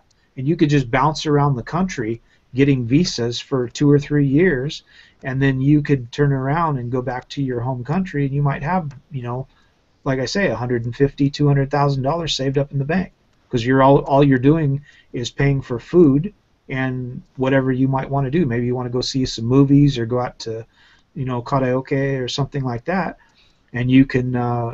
That's really all you have to pay for, you know. So everything else is paid for. Like I say, if you travel around in the city you're in, they give you a 1 month paid bus card, and you get it renewed every month. So the company does, eh? They actually do that for you, so you don't even have to pay for that. So it's all free. So you can just kind of go around the city. You got a bus card, you got a train card, so you just kind of, on your days off, you can go do whatever the fuck you want, and you don't even have to pay for it. And plus, I don't think it would be a very hard thing to take a trip out to the beach either. No. Yeah. Like for me, it's like I say, like I can get on my bike, and in like 10 minutes I can ride out to the beach. Yeah, what's your name is again? Shi-Nu. Yeah, I might hit you up for a conversation later. Maybe we can record it just to show other guys. But yeah, you know, I've been to Korea already, so I've been to Japan too. So I'm thinking about doing something like that, man. It's fucked up. The economy all over this place is screwed up. But in Canada, it's fucked up here too. But it's fucked up for Japanese people. Yes. For foreigners, we're kind of out of the loop. You know, like if you didn't grow up here and you're not into the normal culture, like ending up in a office position, that kind of thing. You're in a higher class. Yeah, I'm basically a teacher. I teach at a college. So and the students there probably love you, right? I mean, they have a whole different view of education there, right? And especially in Korea. Yeah. If you're a teacher and stuff, they say sensei, but you're sensei because you're thought of the same way as a doctor. They call a doctor here sensei. So you're very high on the totem pole, you know. So it's kind of cool, you know. When do they hire? Like in June? Do it, but I'm gonna have to take off because I'm gonna try to get some stuff done before my hangout later tonight. But okay, so whose hangout was this? Was this Shi-Nu's or Madness? Mine. I do I do this one every week. I'll probably do it Oh, around you do? 10 or 11 o'clock every week, and it's called the Round Holy Table. shit! Oh, that's awesome then. That's great. So Yeah. okay. Well, It's called, Shi-Nu, if you're going to be around, it's going to be about 6 hours and 10 minutes from now. Mine's going to start. So if you want to Yeah. pop in on that one, feel free. yeah, it's 1:50 a.m. here right now. Oh, Yeah. easy, Yeah, so yours happens at my time is around 8 a.m. buddy. Yeah. So Yeah. yeah, that's why I said if you're available, feel free to pop in. But Yeah. yeah, I know you're probably going to be ass deep and staring at the back of your eyelids for about 8 hours. Yeah. After this, I'm probably gonna go to bed, and then I'll see. Maybe I'll get up. It depends on how. I might be late, or I might actually get there on 8. Just depends on when my eyes open. There you go. Okay. All right, gents. Well, I'll catch you Okay. later. See you, Magnus. All Yeah, right. Shinju, if you can chat for another, I don't know. I know it's late there. So Yeah. you probably Yeah. only have, what, 10 minutes? Yeah, not a problem. Cool. Yeah. So I'm thinking about it. I've been in Korea. I worked in different cities in Canada in IT. Mostly, what's happening now in IT is that it's all turning into call centers. Not even IT; it's any desk job really now, and it's that's what's happening really. Largely, is everything is being turned into a call center basically. So Yeah. the economy is just so screwed up, and so I was thinking about going to Central America. I was in Guatemala for 6 weeks last year as a business trip / vacation. Yeah. And I was thinking about doing ICT stuff down there because I can offer the services cheaper. But I'm thinking to myself, they might not have too great of a system there right now. And Well, if you go to that gaijinpot.com, they actually have jobs there. I've actually been looking for more work, and they've actually got a bunch of IT jobs that are popping up. So you could actually get work, and all they say is they want you to be a native English speaker. Yeah. Hey, you never know, eh? I mean, shit. Yeah. I wonder you could even do that remotely from Canada or somewhere else. Maybe there's some jobs that say there's some I've seen that have said they wanted people to do remotely through the computer for Korea and Japan at the same time. Like they have a company that's in Japan and Korea too. Mm-hmm. Well, that's an interesting proposition. So yeah, maybe next time we can chat about that, your experiences in the working world. Because I tried to have a hangout to do with working world and economics, things like that. And, that kind of stuff might be too highbrow for some guys. So I try to aim at just called like a working world type hangout. So maybe we can have something like that next week. Maybe you can advertise it like that because you might have probably have more pull than I do. You might have been doing this for longer than I have. Yeah. Well, I've been teaching since like 95. I've been teaching music since 1990, but I've been teaching like professionally since like 95. So it's been 20 years that I've been teaching professionally.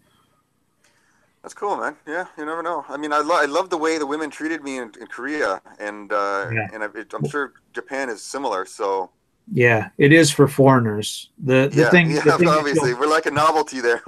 Yeah, the thing that you'll find here is that most of the women won't want to take you home to meet their family. You're just they just want to fuck. Yeah. We call them. A lot of people here in Japan, they don't like the saying because it's kind of feminist bullshit, how they are. But they call them yellow cabs, And they say that because everybody's had a ride, All you got so if you go to a bar in Japan, if you go to like a big bar with like lots of Japanese girls there, especially if it's a foreigner bar, a lot of those girls will want to hang out with foreign men, and they don't want to date you. They just want to fuck you. So in most cases, most of these bars are around like what they call love hotels. So they'll like take you. They'll literally. You got to kind of watch out because some of these girls are like girls that are looking for gaijin boyfriends. They like tag off of gaijin boyfriends. So they'll actually literally take you from the club to the love hotel and fuck you, and then come back to the club and look for another guy to date. And they'll do that like Why do they do that? Because they're sluts. They'll do that like 3 or 4 times in one night. So you might be banging some chick that's already banged 2 other guys. Oh my god. Yeah. So that's why I'm herbivore and I'm MGTOW, so I don't even deal with that kind of shit. I'm not worried about it. That's not something I want to deal with, you know. Holy fuck. But there's a lot of guys like that, you know. Oh yeah. Oh my god. Because the little Japanese wieners there must be like 3 inches long. Yeah. We have a saying here, most of the English teachers, we always say like this, pinky swear. Yeah, if you watch Japanese pornos, you'll see like the girl they'll have the dick like this. You'll see them with their mouth there, and they'll be barely moving it up and down, and you'll be like, you know. That's hilarious because I did date a Korean chick and she just whipped mine out and she's like, so yeah, I mean, Korean chicks love fucking foreigners, white guys, yeah, especially. Japanese girls do too because, like I say, they don't have little tiny dicks, you know. Yeah. So, oh my god, that's amazing. You know, this is such a big world now because of the internet and everything. It's no wonder people are losing their minds. Yeah. So yeah, thanks for the chat, and you know, yeah, if you